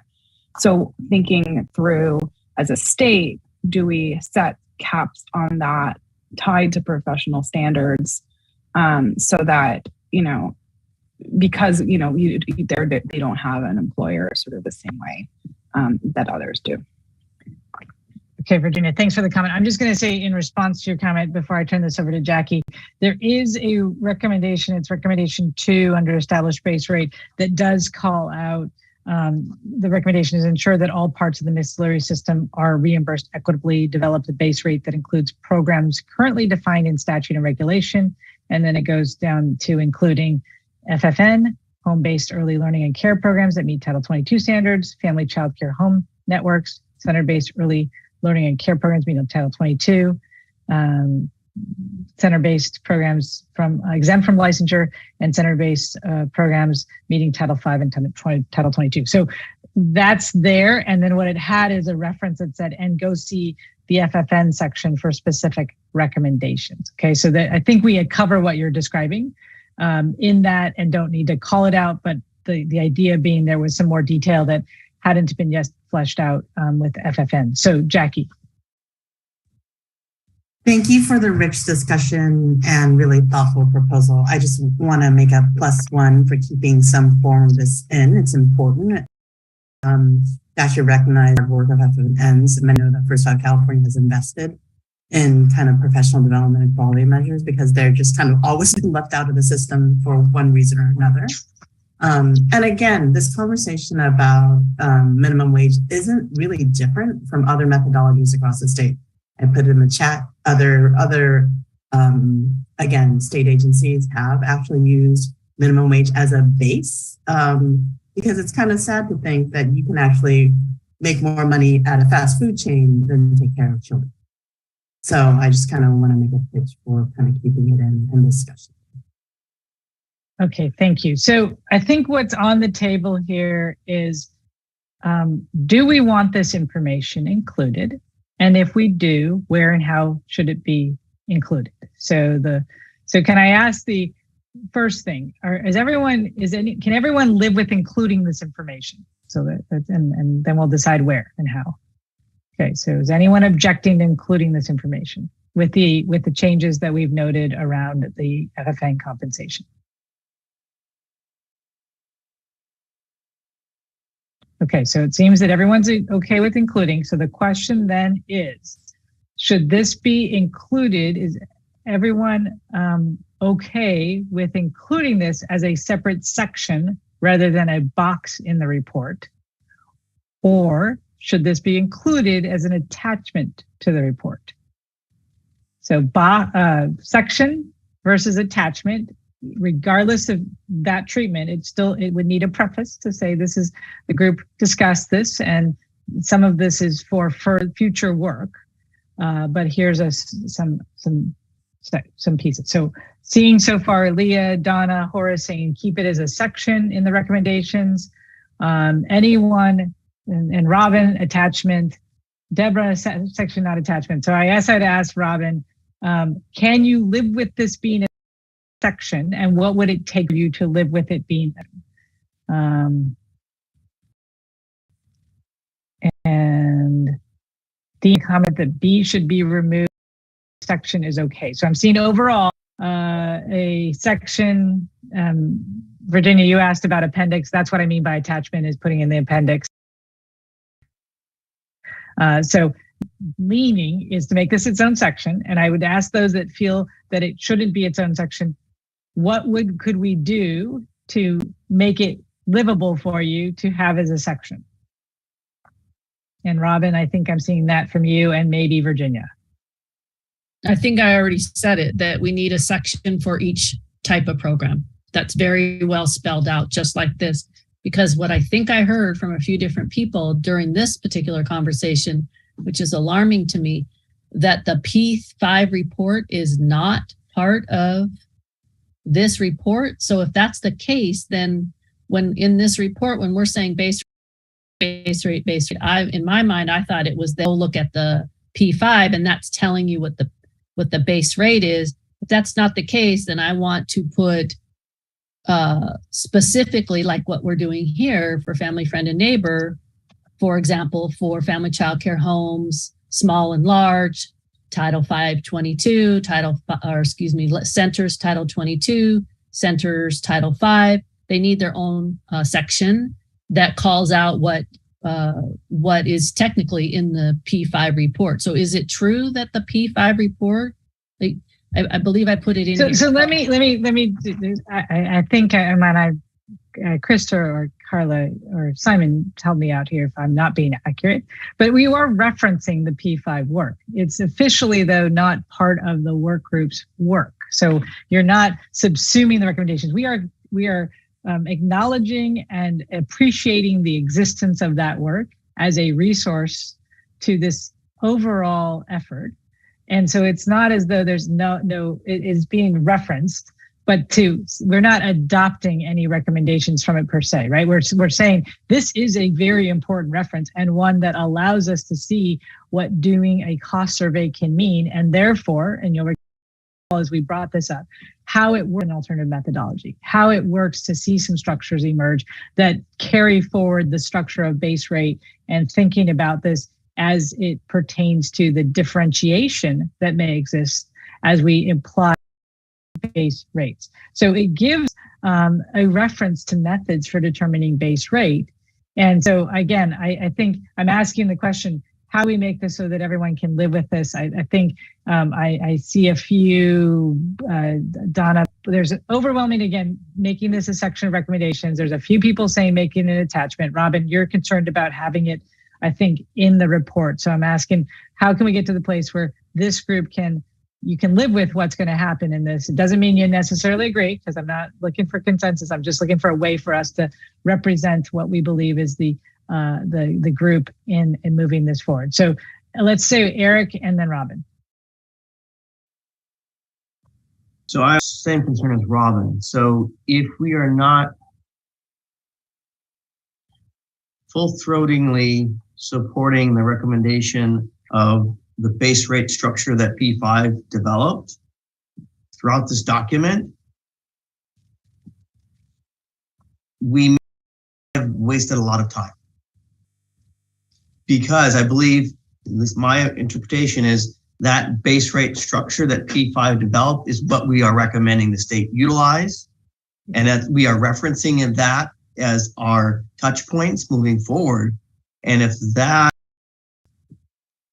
is not what we're really, that's why we have to call out these individual things, I think we're doing ourselves a disservice. Okay. And, yeah, and the readers of this report a disservice. Right. So Eric, I will, so we're only looking at highlights of changes here. And one of the things we do have are the components of the base rate that are part of the P5 report. So I just want to make clear that this is not everything P5 and nothing is connected. There's a strong connection here to that. So let me have Carla maybe comment about this, and then return to Robin and then Leah. Carla? Yeah, so 100%. This group has said we're moving away from the rate, regional market rate survey, and moving to a cost analysis. The feds require us to choose between one or two, or say both of them. And this group is making it really clear that it is a cost model.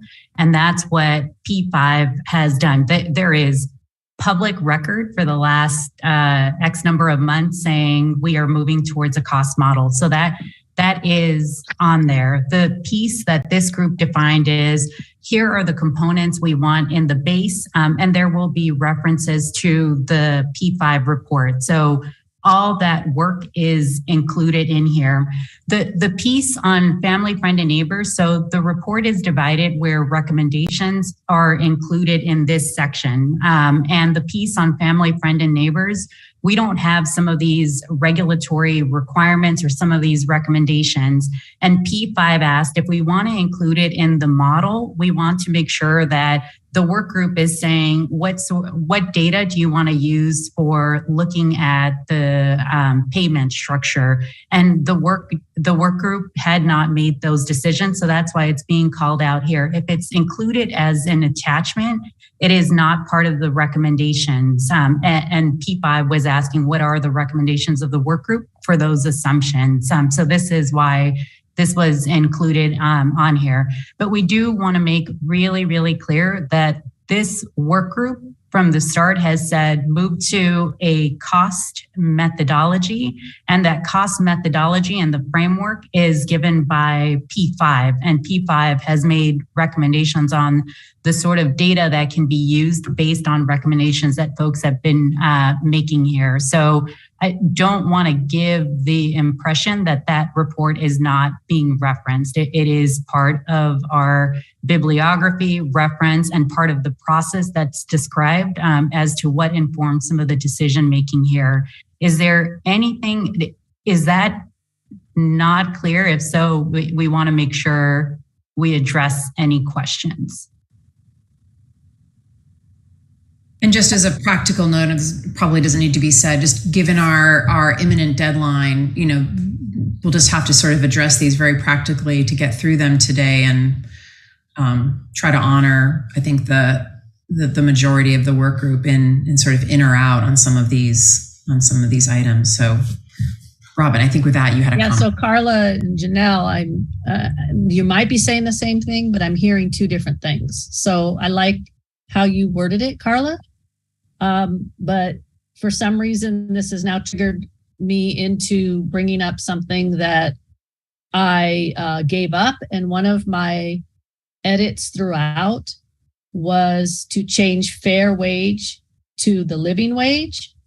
And it got changed to adequate because adequate was going to refer to the P5. So now I'd like to change everywhere it says adequate or fair back to living wage. And I know that's not this section, Janelle, I apologize, but I don't want to forget to have that conversation because now I'm nervous that if they don't look at the attachment of P5 based on this conversation, who's going to determine what's adequate?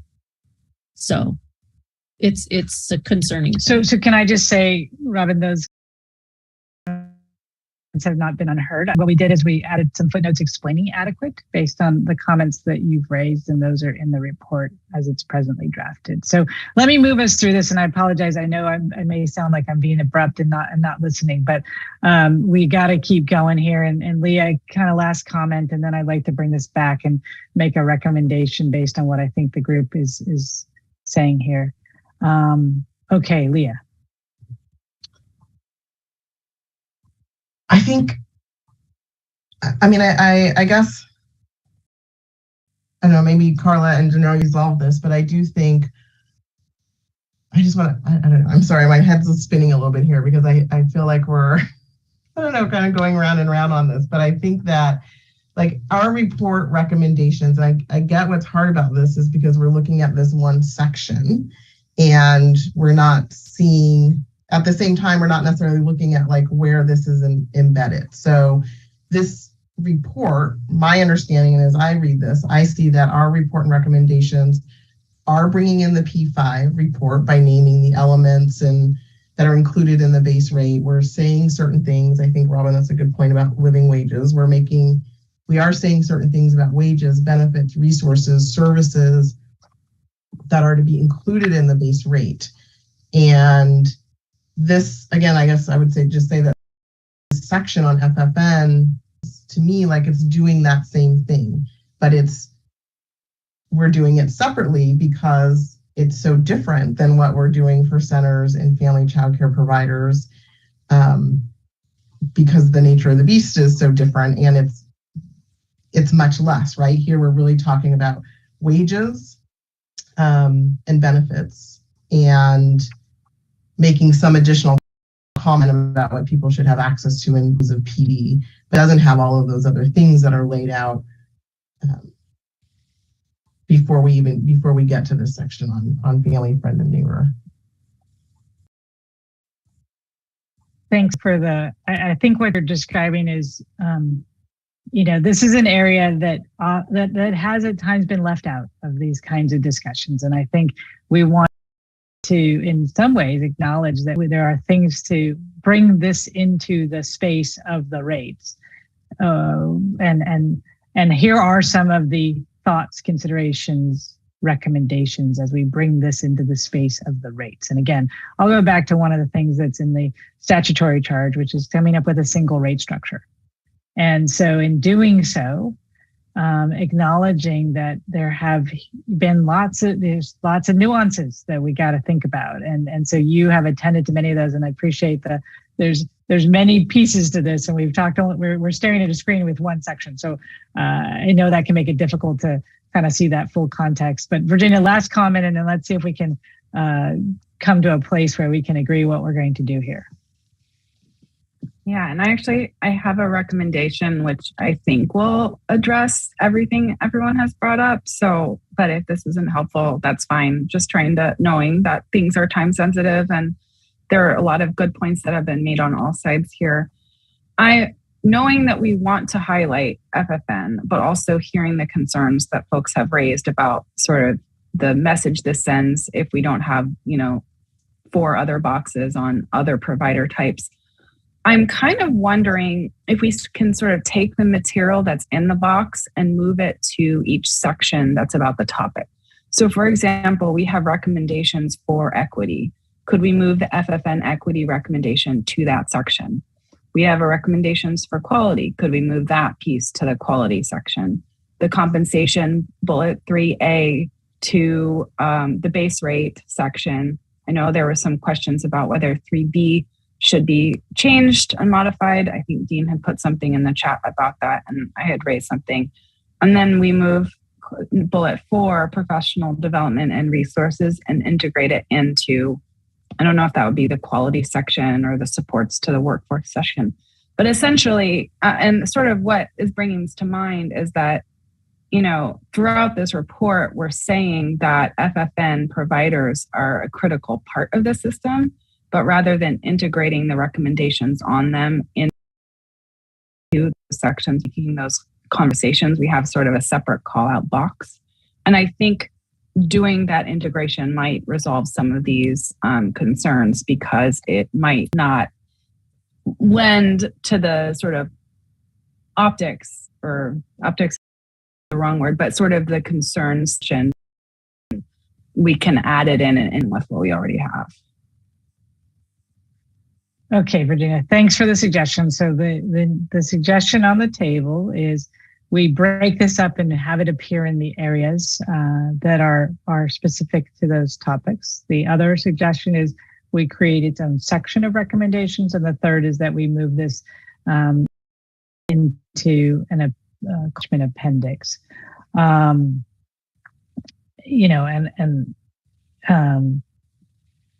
So I think we need to decide. And again, I'm going to go back to, you may not love it, you may not entirely like it, but what can you live with? And I think the group's discussion leans towards living with this being in the report with clear prefacing about some of the concerns, just sort of this needs further explanation or further, this is a starter for what has been discussed, but it does reflect the inclusion of FFNs within single rates. So keeping it, if we want this to be recommendations, we need to leave it in the report.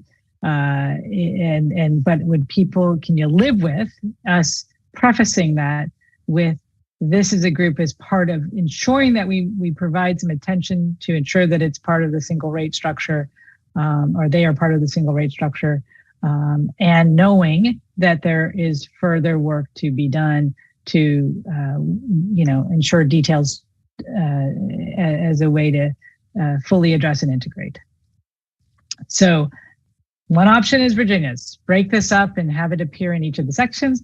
The second is you keep it in and it become its own section, which seemed to be the leaning of the group, okay?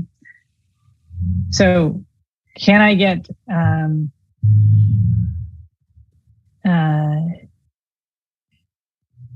so Robin continues to say she can't live with it being in. I don't think it should be separated, because throughout this entire report, we're saying mixed delivery, all providers throughout the entire report. And then all of a sudden we're talking about family, friend, and neighbor. So I will die on this hill that I want a section for Title V center-based programs. It makes me question whether or not this entire report really makes the case for, whether or not the readers are going to look at this report and then really do the P5 and say, yep, that is the rate they're recommending. So I at the very beginning of this conversation, when there was a section on only family childcare in the previous report, only family childcare homes providers were disrespected, and I recommended that we change it to all, and everybody agreed. So why is this different? It's mixed delivery. Family, friend, and neighbor are included in that. So I guess I would ask, if we look at the section above, where we have, which is where this box falls, we say established base funding. That starts on page 9 of the report. the base rent funding should have these things. Ensure that all parts of the mixed delivery system here, and then we kind of A through F. So either I think figure out like how that fits here, which is you're suggesting. Ensure that, and then on 3, we have ensure the base rate covers all of the following. So I think under 2, it would make sense, like we say family, friend, and neighbor there. Under 3, things I think figure out, like, do they address family, friend, and neighbor, or is there something separate? And if all of these things that follow don't apply to family, friend, and neighbor, then after we get past item 13 or 14, or maybe it's after item 12, I guess I don't see why it's problematic to include family, friend, and neighbor here and say, here's the recommendations for family, friend, and neighbor. Because to me, it's already in there. When we say mixed delivery and all providers, that includes family, neighbor, family, child care, and mentors. So, but are there other things? I guess when I look at this, there's other things that we've included in the base rate, or we're recommending in the base rate for center and family child care that we're not including for family, friend, and neighbor. Where is that? What page is that? So like on page 12. Can I ask, so Krista just typed in something, Robin, that I wonder if it could satisfy what you're describing, which is the preface being specific and saying FFN providers are part of the mixed delivery system and are addressed throughout this report. These are starting recommendations that FFN is part of the single rate structure. Further work will need to be done to fully address. I mean, is that, I think you're right. We do have a recommendation that says that there's ensuring that all parts of the mixed delivery system are reimbursed equitably. Develop a base rate that includes them. I went through the list. Mm-hmm. Family, friend, and labor is on that list. So it is, as are the Title 22, Title 5, and the license exempt. The issue is, though, like, I think getting at what I was saying about single rate structure. Past efforts have not been explicit about how then including family, friend, neighbor. I think specifically what we've worked through on the compensation is pretty helpful if we're having future discussions about this. So